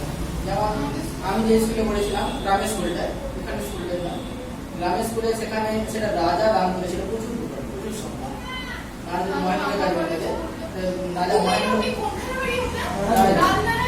না আমাদের সেই মামাবাড়ির কাছে একটা স্কুল ছিল বাঁকুড়ায়, ওইখানে হচ্ছে দান করে। বিভিন্ন জায়গায় রাজা দান করে গেছে, রাজা থাকতে না দান করে থাকে। এই যেমন গোপ কলেজ, তো রাজাদের রাজা রাজা থাকতো। এই কলেজ মাঠটায় তোমরা যে যাও, কলেজ মাঠে কলেজের স্কুল আর কলেজের প্রপার্টি, এরকম ওখানে যত ফাংশন হয় সব টাকা তো নেয় কলেজের স্কুল আর কলেজ। তো মানে 1800 থেকে 25 বঙ্কিমচন্দ্র চট্টোপাধ্যায় পড়েছে। হ্যাঁ, ক্ষুদিরাম বসু থেকে বলবে বহু দিনের স্কুল। হ্যাঁ, উনি এটিও ইংলিশ স্কুল। আমাদের তো মিশনগঞ্জ তো 150। এখানে বাংলা স্কুলে ডান করেছি, কলেজ বড় স্কুল, অনেক পুরনো school, heritage school, town school, heritage school. Town school British আমলের টাউন স্কুল সবার আগে হেরিটেজ হয়েছে, কারণ ওখানে ওটা ভেতরের দিকে ছিল তো, যত সব বিপ্লবী কার্যকলাপ জন্য টাউন স্কুল থেকে গেছে বেশিরভাগ। টাউন স্কুল ক্ষুদিরাম বসু আমাদের বলে যাবে, কিন্তু বাংলা স্কুলেরও আছে বিপ্লবী আছে, কিন্তু টাউন স্কুলে সব জিনিস ওটা ভেতরের দিকে একদম নিচের দিকে। যাই হোক, তো আমাদের কতদূর পর্যন্ত আমরা পড়ে নিয়েছি? কতটা বাকি আছে দেখি।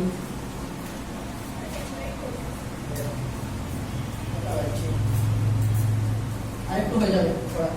হ্যাঁ, আমরা অন্তত 20 মিনিটটা শেষ করে দিই আর কি, পরের দিন আমরা 7টা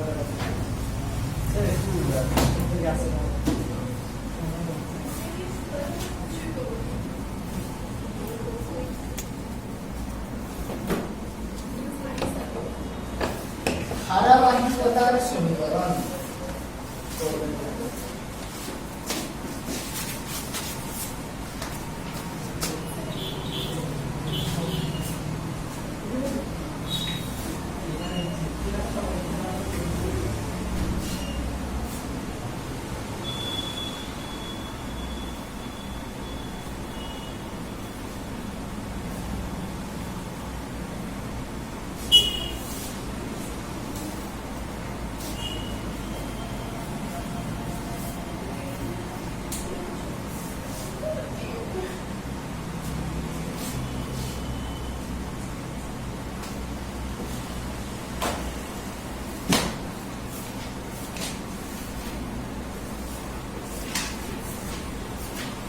ধরো একটা টিউবের ভেতর দিয়ে জল যাচ্ছে, টিউবটা কোথাও মোটা কোথাও সরু,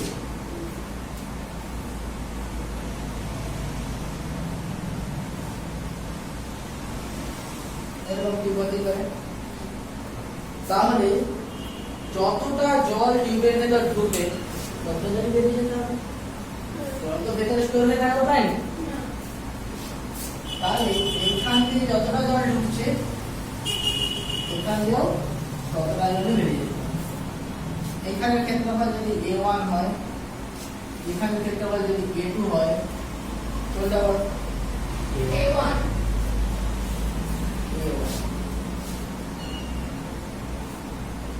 এখানে বেগ যদি V1 হয়, এখানে বেগ যদি V2 হয়, কোনটা বড়? কারণ যতটা জল ঢুকেছে ততটা বেরিয়ে যেতে হবে। এখানে কি মোটা অংশের ভেতরে ঢুকছে, কম বেগে ধরে ঢুকছে, আস্তে আস্তে ধীরে অনেকটা জায়গায় ধরে ঢুকছে। তো তাহলে এখানে ধরো একক সময়ে কতটা জল যাচ্ছে, এই জায়গাটি যদি ভি বেগে ভাবো, ধরো টি সেকেন্ডে কতটা জল যাবে, টি সেকেন্ডে জলটা কতটা কমে যাবে না বিটি দূরত্ব, তাহলে এই অংশের আয়তন কত হয়ে যাবে A1 ইনটু বিটি, তাহলে A1 V1T, এখানে ভলিউম যেটা A1 V1T।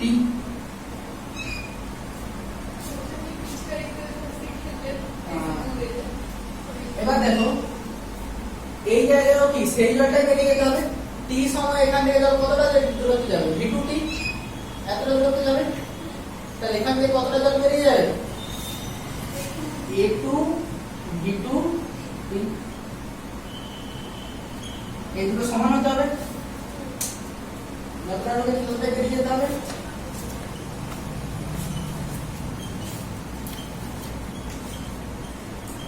और A1 V1 সমান A2 V2, যেহেতু A2 কম তাহলে V2 কে বেশি হতে হবে।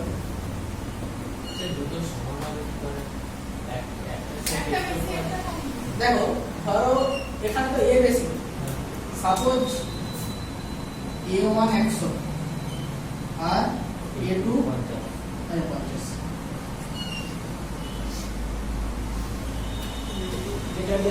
A1 V1 ধরলাম 10, V1 ধরলাম 50 আর V2 হচ্ছে 100।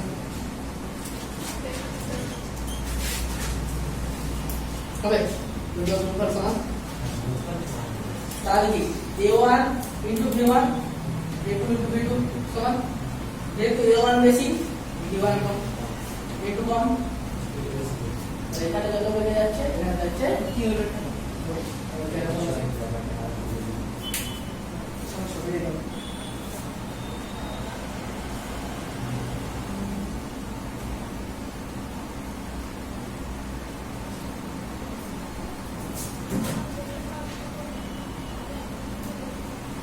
তাহলে আমরা এখানে কি বলতে পারি VA সমান কনস্ট্যান্ট।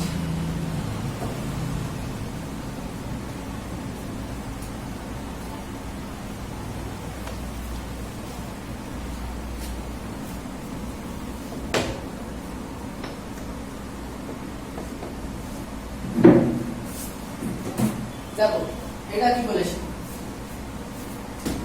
আমাদের একটা টিউবে দুটো প্রান্ত দুরকম ব্যাসার্ধ সম্পন্ন, মানে এই পাশের ক্ষেত্রফল বেশি আর এই পাশের ক্ষেত্রফল কম, এক পাশটা মোটা এক পাশটা সরু, এটা দিয়ে জল যাচ্ছে।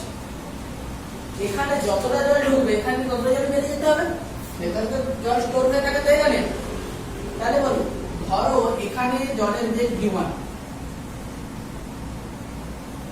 আর এখানে জলের বেগ V2, টি সময়ে এইখানে জলটা কতটা দূরত্ব যেতে পারবে V1 বেগে, টি সময় V1T দূরত্ব যেতে পারবে, তাহলে এখানে টি সময়ে এই ক্ষেত্রফলে কতটা জল প্রবাহিত হচ্ছে, ক্ষেত্রফল কিন্তু দূরত্ব এটা A V1T, এটা কি না টিউবে যতটা জল ঢুকছে, টিউবে যতটা জল প্রবেশ করছে সেটা হচ্ছে A1 V1T, টিউব থেকে যতটা জল বেরিয়ে যাচ্ছে দেখো V2 বেগে জল বেরিয়ে যাচ্ছে, টি সময়ে এই জলটা কতটা যাবে v2t, তাহলে এখানে কতটা জল বেরিয়ে যাচ্ছে না a2t। এবার কি বলেছি যতটা জল ঢুকবে যতটা জল বেরিয়ে যেতে হবে, ভেতরে তো থাকার জায়গা নেই, তাহলে a1 v1t সমান a2 v2t, তাহলে a1 v1 সমান a2 v2।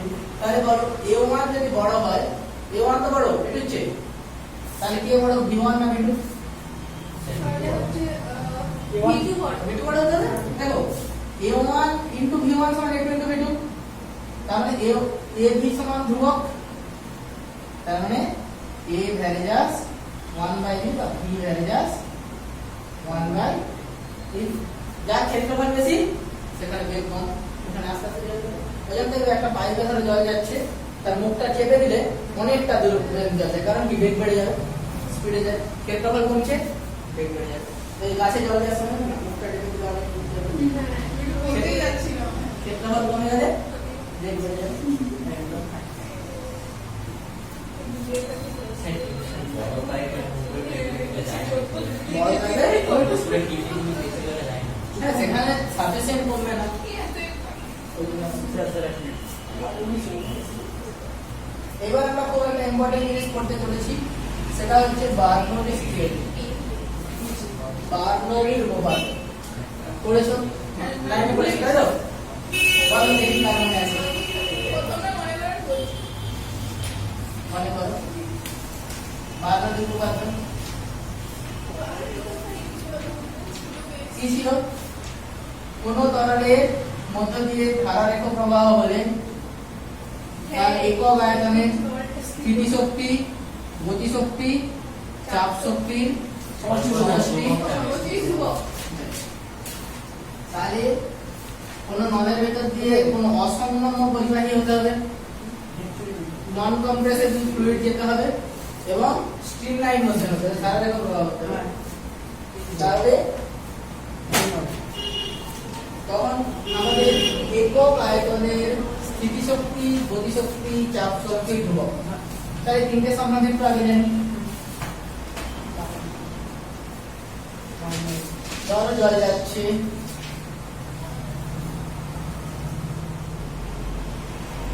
এটা দিয়ে জল যাচ্ছে,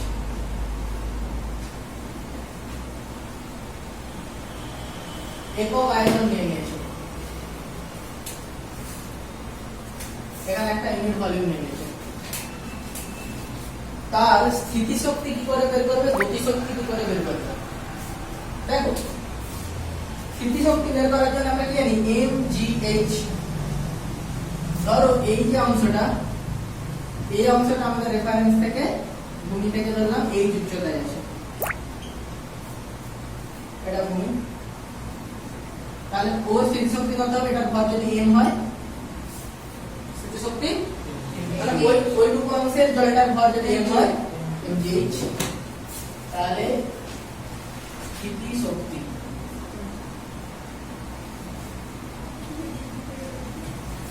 mgh একক আয়তনে স্থিতিশক্তি।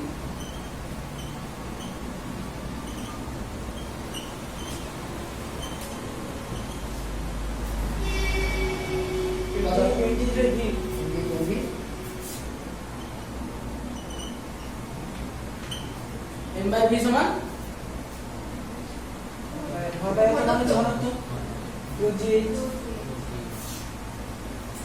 তাহলে একক আয়তনের স্থিতিশক্তি। এইখানে জলটা ধরলাম v বেগে যাচ্ছে, তাহলে গতিশক্তি কত হবে? একক আয়তনের গতিশক্তি কত হবে? Half m v, half m v square by v. দেখো আয়তন ওইটা কি ছিল? ভিটা বেগ, ওই বেগের সাথে কেটে দিলে হবে? আয়তন এটা ক্যাপিটাল ভি, তাহলে যা খুশি কেটে দিচ্ছে, তাহলে half m v square divided by capital v মানে m by v rho, half root square. এই বিটা আয়তন, এটা বেগ, তাকে সেটা কেটে দিলে তাহলে বোঝা গেছে। এইবার সমস্যা জিনিস একক আয়তনের চাপ শক্তি, ঠিক আছে, স্থিতি শক্তি, গতি শক্তি, চাপ শক্তি।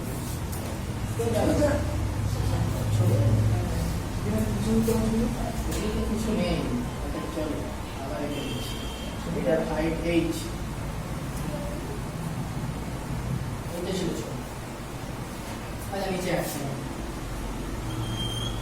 ধরো এইখানে একটা আমাদের বস্তু আছে, বস্তুটা মানে একটা বিকার আছে, বিকারে জল আছে, ট্যাঙ্কে একটা জল আছে।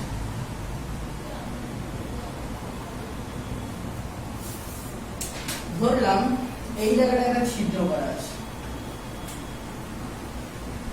এই ছিদ্র দিয়ে জল বেরোবে।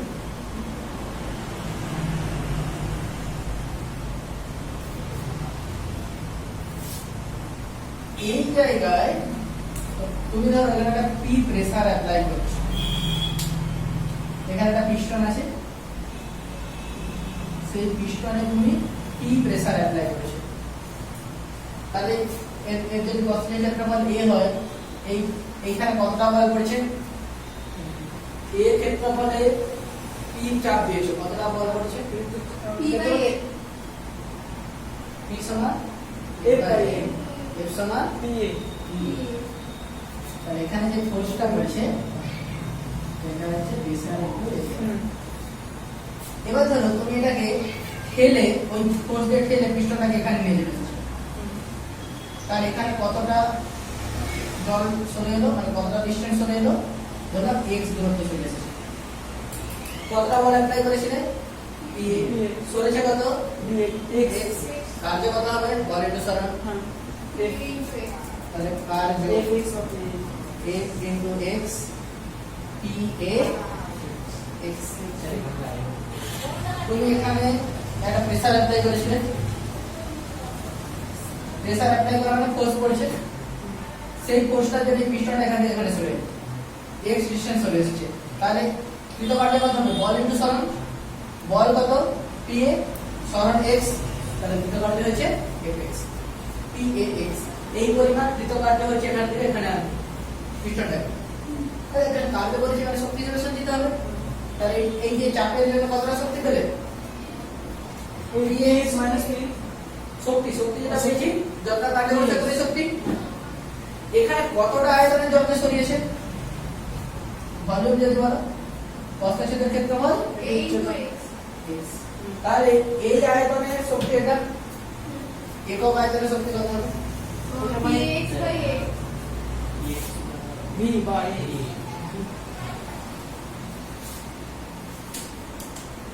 একক আয়তনের সমান w by v, PAx by ax, মানে P, তাহলে একক আয়তনের স্থিতি শক্তি, গতি শক্তি আর চাপ শক্তি পেয়ে গেছি।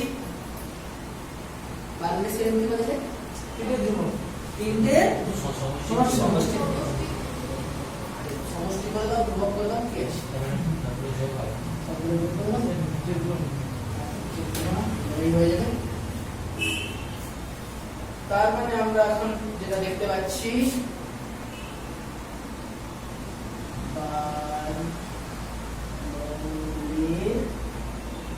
থিওরি, তত্ত্ব, সূত্র, বাউন্ডারি তত্ত্বই বলছি, তাই তো? থিওরি উপপাদ্য।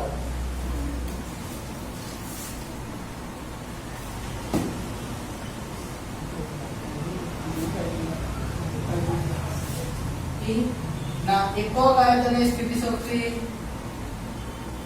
ρ GH, একক আয়তনের গতিশক্তি হাফ ρ v স্কয়ার, একক আয়তনের চাপ শক্তি P সমান ধ্রুবক।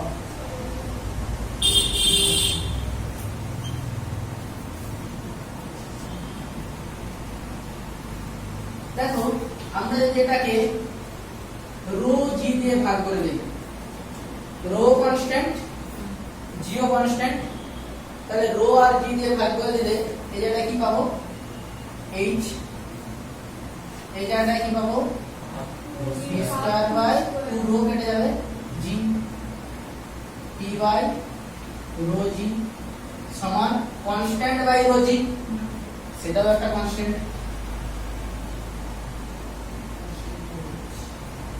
তার মানে এটাও বলতে পারে এটাও, দুটোই আমাদের একই জিনিস, দুটোই বারবারের উপপাদ্যের ক্যালকুলেশন। এবারে বারবারের উপপাদ্য ব্যবহার করে আমরা অনেক কিছু জিনিসকে ব্যাখ্যা করতে পারি, সেইগুলো সম্বন্ধে একটু বলছি।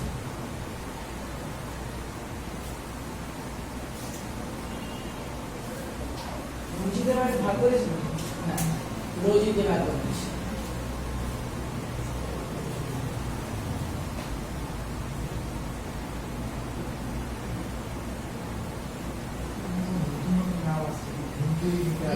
সেঞ্চুরি মিটার আছে, সেঞ্চুরি মিটার, তারপর তারপর টিপেট নল, স্পেয়ার, অটোমাইজার, চলো জিনিসগুলো সম্বন্ধে আমরা ধীরে ধীরে দেখবো।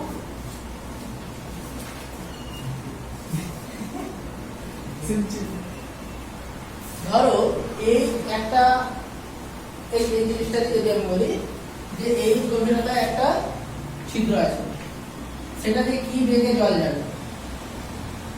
আমরা আগে এটাকে একটা প্রমাণ করেছিলাম রুট আন্ডার 2j, সেটা যেন বার্নৌলির উপপাদ্যের সাথে কত সহজে প্রমাণ করা যায়।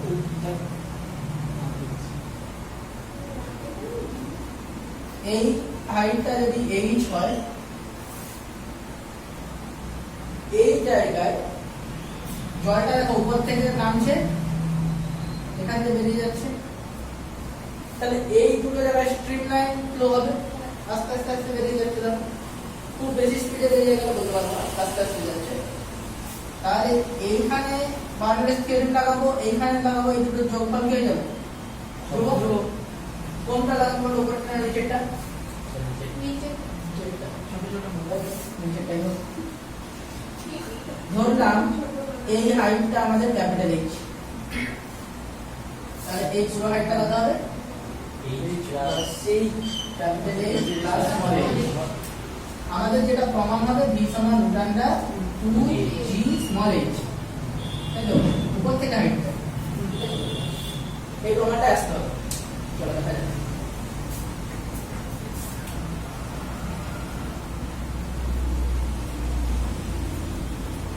বলো, আমরা দুটো পয়েন্ট নাম দিয়ে দিই, এ পয়েন্ট আর বি পয়েন্ট। এ পয়েন্টে বলো, আর বি পয়েন্টে কথা বলো। বি পয়েন্টে এইচ কত? Capital H. ভি কত? ভি যেটা আমরা বের করতে চাই। এখানে প্রেসার কত পড়ছে পাশ দিয়ে? আমরা দেখো এই পাশে প্রেসার কত করেছিলাম? বায়ুমণ্ডলে চাপ পড়ছে P বাই উপরে সারফেস হবে। দেখো এখান দিয়ে আস্তে আস্তে জল বেরিয়ে যাচ্ছে, উপরের স্তরটা প্রায়, এটা তো বড় একটা অংশ, তাহলে এই জায়গায় প্রায় বেগ থাকবেই না, এই জায়গায় আস্তে আস্তে এখানে জলটা খুব স্পিডে নামবে না, তাহলে এই জায়গায় বেগ আমরা কি বলবো? তার মানে ওই জায়গায় হাইট সমান কত? Capital H plus small h plus 0 square by 2g। এখানে বায়ুমণ্ডলে চাপ পড়লে এখানে কি পড়েছে? বায়ুমণ্ডলে চাপ তো পড়েছে, উপরে তো বায়ুমণ্ডলে চাপ কি পড়েছে, তাহলে এখানে কি লিখবো? T বাই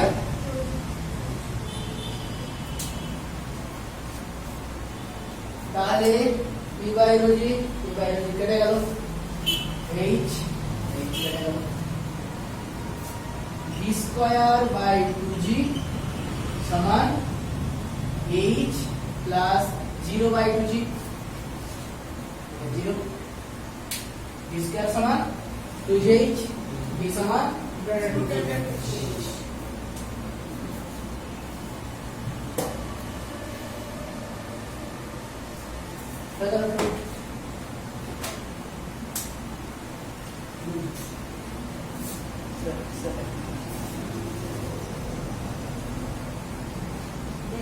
প্রমাণটা কি ছিল যে প্রমাণ করে v সমান 2h।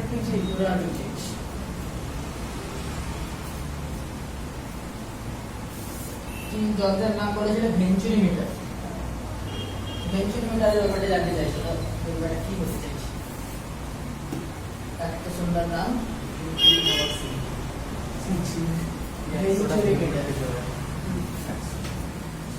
খুব ইন্টারেস্টিং যন্ত্র।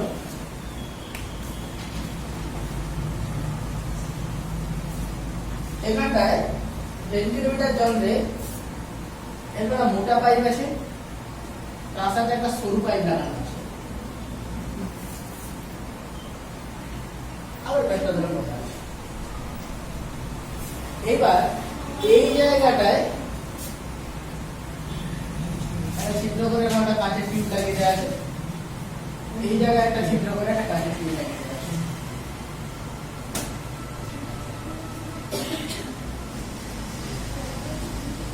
বার্নৌলিস থিওরেম কি বলছে? স্থিতিশক্তি, গতিশক্তি, চাপ শীর্ষ। আচ্ছা, এইটাকে বলা হয় উচ্চতা শীর্ষ, এটা চাপ শীর্ষ, আর এটাকে বলা হয় বেগ শীর্ষ। বেগ শীর্ষ, চাপ শীর্ষ, উচ্চতা শীর্ষের যোগফল ধ্রুবক। এটা তুমি পারবে। তো কোন জায়গায় এই দুটো ক্ষেত্রফল পাবো, দুটো জায়গার ক্ষেত্রফল নিশ্চয়ই আলাদা।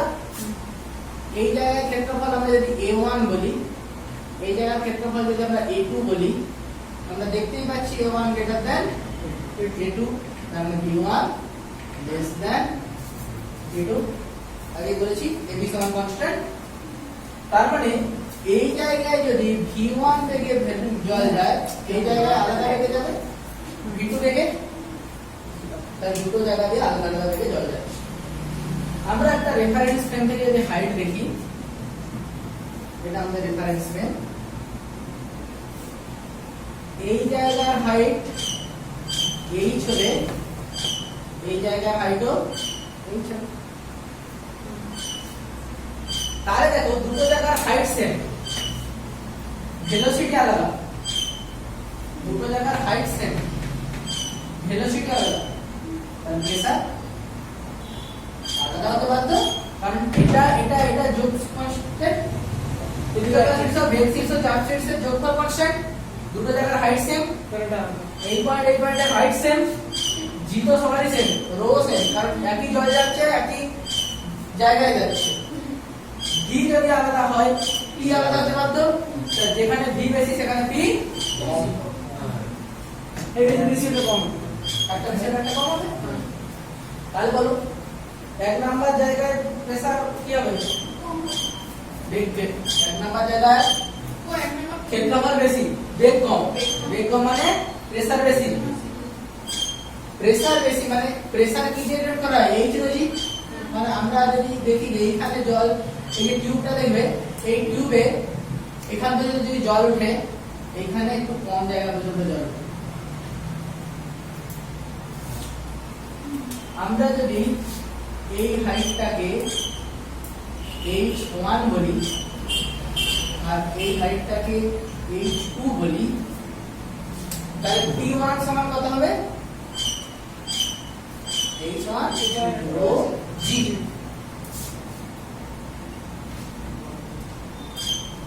p2 সমান rho g। তাহলে দেখো এই দুটো হাইটের ডিফারেন্স যদি তুমি ভেবে নিতে পারো, তাহলে প্রেসারের ডিফারেন্স পেয়ে যাবে। এই দুটো হাইটের ডিফারেন্স যদি ভেবে নিতে পারি, তাহলে প্রেসার ডিফারেন্স পেয়ে যাবে। এটা কি অ্যাকচুয়ালি h1 - h2। দেখো আমরা যন্ত্রের সাহায্যে কি মাপতে পারি? আমরা যন্ত্রের সাহায্যে এই যে সরু নলটা, এর ব্যাসার্ধ মাপতে পারি, বা যদি ব্যাসার্ধ জেনে থাকি আগে থেকে, তাহলে এর ভেতর দিয়ে কত বেগে জল যাচ্ছে সেটাও মাপতে পারি। কিরকম ভাবে দেখো, এই সূত্র লাগিয়ে দাও দুটো পয়েন্টে। বলো কি কি লিখবো? h plus v1 square by 2g plus p1 মানে h1 rho g by rho g।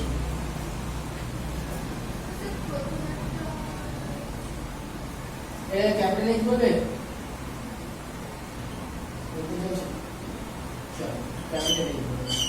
R confusion হবে না।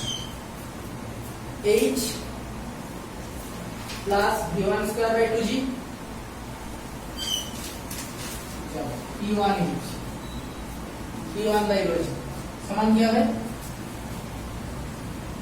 h plus b1 square by h plus দেখো এটা এই সাইডেই আছে হ্যাঁ v2 v2 square square by rho g p2 by sir এখানে 2g ছিল হ্যাঁ v2 স্কয়ার বাই 2g হবে h h चलो g আর 2g g বলছে না ওটা যোগ করে যদি লসাগু করা ওটা কাটবে দুটো কাটবে 2 আছে 2 আছে তাহলে দেখো v1 square minus v2 square rota কেন কাটবে না 2টাও তো পারছে सेट पूरा तो मैं 2 আর 1টা তো কেটে যাবে কারণ ওভাবে কাটা যায় স্যার যদি লসাগু করা লসাগু করলে কাটা যায় তখন কি এখানে 2p1 হবে এখানে রো v1 স্কয়ার হবে নিচে ওইটা কাটতে পারবো না একদম ছোটবেলার জিনিস বুঝতে পারবে হ্যাঁ ওই দুটোকে চেঞ্জ করতে হবে রো কাটা যায় না এখানে লসাগু করলে এটা rho v1 square plus 2p1 সমান rho v2 square plus zeta same ছিল কেটেছি জিটা সবসময় ছেলেবেলা কমন নিয়েছিলাম কেটে দিয়েছি যেহেতু এইভাবে কাটাটা আমি ঠিক তো নয়। 1 by g কমন নিতে এইভাবে কাটাটা ঠিক নয় যাই হোক p1 minus p2 by rho সমান v2 square minus v1 square by p1 minus p2 কত হবে h1 minus h2 h1 minus h2 রোজি হ্যাঁ h1 রোজি রোটা minus চলে গেল h2 জি জি রাখছিস আচ্ছা ঠিক আছে h1 মাইনাস h2 রোজি কেটে দেবো একদম হ্যাঁ দুটো থেকে যাচ্ছে তাই তো দুই তো গুণ করে দেবো सर ठीक है मैंने रोड है कटिंग लो ঠিক আছে নিচে রাখো না তারপরে ঠিক আছে ঠিক আছে सर एक रोड है রো কেটে দিয়েছি কাটা আরে তুই তো এক করে দিলাম না আরে চলো চলো চলো h1 মাইনাস h2 আর তুই না বলে রো জি বাই রো এবার ঠিক আছে চলো p1 মাইনাস p2 সমান h1 মাইনাস h2 রো জি তাই ঠিক চলো রো কেটে দিই আর এই দুটাকে গুণ করে দিই তাহলে কি পাবো এইটা লিখছি 2 h1 মাইনাস h2 g সমান v2 square minus v1 square এটা ফাইনাল ফর্মুলা পাচ্ছি এবারে দেখো যেটা দিয়ে দিবে সেখান থেকে অন্য পেয়ে যাবো কি রকম আমরা যদি বড় টিউবের ভেতর বেগটা জানি v1 জানি তাহলে দেখো v2 পেয়ে যাবো কারণ h1 আর h2 তো আমরা দেখতে পাচ্ছি h1 মাইনাস h2 হচ্ছে এই ডিফারেন্সটা এই ডিফারেন্স থেকে h1 মাইনাস h2 পেয়ে যাবো g জানি 2 জানি v1 জানি v2 পেয়ে যাবো যদি আমাদের v2 না জানতে যে এই জায়গার ক্ষেত্রফল জানতে চায় তাহলে যদি v2 বলে দেয় তাহলে দেখো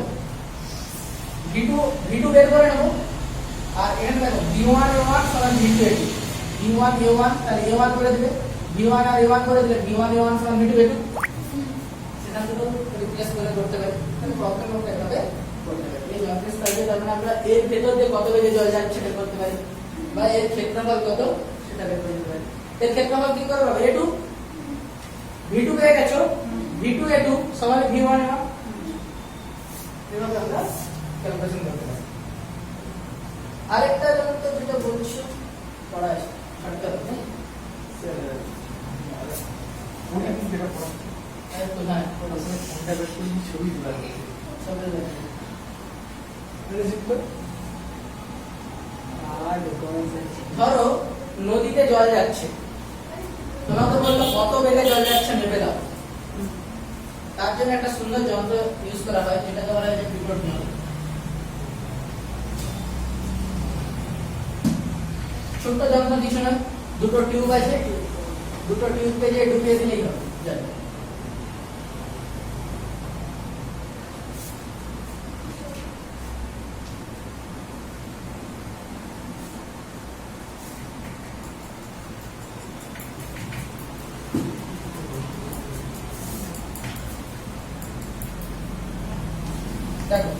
এখানে কি করা হয়েছে না, এই একটা নল আর এখানে আরেকটা নল, দুটো নলকে যে তুমি নদীতে ডুবে দাও, এইভাবে সেট করা থাকতে পারে, নলটা একদম সেট করাও থাকতে পারে একসাথে।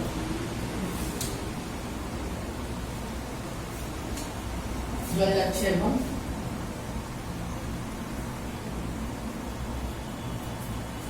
একটা জিনিস দেখো, এই জায়গায় জল V1 বেগে ঢুকছে, এই জায়গায় গিয়ে আর যেতে পারবে? আটকে গেছে তো, দেখছি না, এই জায়গায় গিয়ে যেতে পারবে না। V2 রেফারেন্স ফ্রেম থেকে হাইট দেখো, এই জায়গার হাইট যদি h হয়, এই জায়গার হাইট কত হবে? h। তাহলে দেখো আমরা বাউন্ডারি স্কেল এবার লাগাবো, এই দুটো জায়গায় প্রেসার, এইটা জায়গায় P, তাহলে প্রেসার বেশি হবে, তাহলে এইখানে জলটা অনেক উপর পর্যন্ত উঠে যাবে, আর এইখানে জলটা কম হাইট পর্যন্ত উঠবে। এই দুটো হাইটের ডিফারেন্সটা আমরা সহজেই মেপে নিতে পারবো। এটাই আমাদের h2 h1, এই হাইটটা আমাদের h1 আর এই হাইটটা আমাদের h2। দেখো বোঝা যাচ্ছে কি জানি, আমরা জলের টিউবের উপরটাই শুধু দেখে নিলাম যে এই দুটোর হাইটের মধ্যে ডিফারেন্স কত হয়। এখান থেকে জল উঠছে, এটা ডিফারেন্স, জাস্ট ডিফারেন্সটা মাপবো, আর কিচ্ছু দরকার নেই। টিউব দুটো ডোবাবো, দেখবো টিউব দুটায় কোথায় কোথায় জল উঠেছে, ওই দুটো টিউবের মধ্যে ডিফারেন্স মেপে দেবো, তাহলে এখানে কত বেগে জল যাচ্ছে নদী বের করে নিতে পারবো। দেখো আমাদের নদী অ্যাকচুয়ালি কত V1 বেগে জল যাচ্ছে, তাহলে ফর্মুলা কি? দুটোরই দেখো হাইট সেম,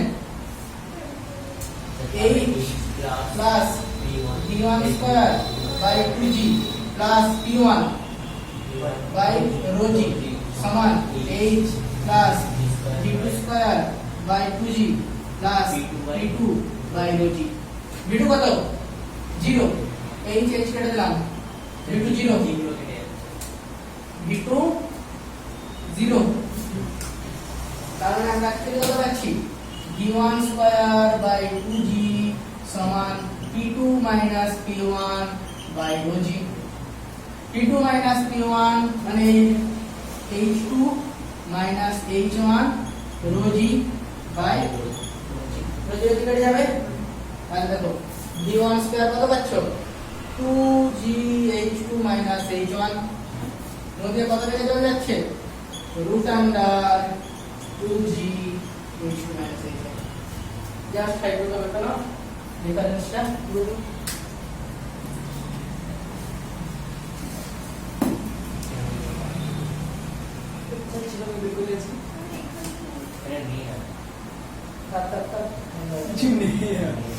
আচ্ছা। ধরো প্রচুর ঝড় দিচ্ছে, সেই সময় কি হয়? ঘরের চাল উড়ে যায়, দেখেছো? নিচের দিকে চাপ দেয় আর উপরে বায়ুটা মানে খালি মানে খালি হয়ে যায়, ওই জন্য হচ্ছে নিচের চাপটাও অ্যাকচুয়ালি দেখো বাউন্ডারি স্কেলতে বুঝতে হবে। ধরো যেখানে বেগ বেশি সেখানে চাপ কম, উপরের বায়ুর বেগ বেশি ওই জন্য উপরের বায়ুর চাপ কম, নিচের বায়ুর বেগ নেই, ঘরের ভেতরের বায়ুর বেগ নেই, তাহলে ওখানে চাপ বেশি, ওই জন্য উপরে দিচ্ছে। ট্রেনে তোমরা সবাই যাও, এখান দিয়ে থ্রু ট্রেন যাবে, 2 নম্বর প্ল্যাটফর্ম দিয়ে থ্রু ট্রেন যাবে, অনুগ্রহ করে নিরাপদ দূরত্বে সরে যাবো। তো থ্রু ট্রেন যাবে, নিরাপদ দূরত্বে সরে যাবো, কি আছে? ট্রেনটা যাবে জন্য ট্রেন কেন ট্রেনে চলে গেলে ওখানটা খালি হয়ে যাবে, পেছনে বাতাসে চলে গেলে তো খালি হয়ে যাবে। অ্যাকচুয়ালি দেখো খালি ঠিক হয় না, খালি হয় না। অ্যাকচুয়ালি ট্রেন কি বিশাল স্পিডে যখন যাচ্ছে, ট্রেনের সাথে যে বায়ুটা তাকে কি করবে? ভিসকোসিটি। ট্রেন তার পাশের বায়ুকে টেনে নিতে চাইবে, রিলেটিভ ভেলোসিটি, তাহলে ট্রেনের পাশের বায়ুটা খুব স্পিডে যাবে। আর তাহলে ট্রেনের পাশের বায়ু যদি বেগ বেশি হয়, বেগ বেশি মানে চাপ কম। ট্রেনের পাশে চাপ কম, প্ল্যাটফর্মের দিকে যেখানে আছে সেখানে বেগ নেই, সেখানে চাপ বেশি। তাহলে কি কেউ যদি এরকম প্ল্যাটফর্মের সামনে দাঁড়িয়ে থাকে, পিছন দিকে চাপ বেশি, সামনে চাপ কম, পিছন দিকে ফিরবে। বোঝা যাচ্ছে? দুটো নৌকা যদি পাশাপাশি যায় তাহলে তখন বা দুটো নৌকা বা দুটো বাস পাশাপাশি কাছাকাছি এসে টাচ হয়ে যাওয়ার সম্ভাবনা বেশি হয়। কারণ মাঝখানে দুটো ধর পাশাপাশি যাচ্ছে, মাঝখানের বায়ুটা বেশি বেড়ে যাচ্ছে, ওই জায়গায় বেগ বেড়ে যাচ্ছে, মানে চাপ কমে যাবে। ওই জায়গায় চাপ কম, পাশের দিকে চাপ বেশি, খেলে দুটোকে কলিশন করবে। বা দুটো নৌকা পাশাপাশি যাচ্ছে, মাঝখানের জলটা বেগ বেড়ে যাবে, বেগ বেড়ে যাবে মানে চাপ কমে যাবে, সাইডের দিক থেকে জল এসে দুটোকে ঠান্ডা করবে। ঠিক আছে, চলো বাইরের উপরে এইসব অ্যাপ্লিকেশন হয়ে আছে, দেখবে আরো অনেক অ্যাপ্লিকেশন আছে। পরের দিন আমরা সারফেস টেনশন করবো।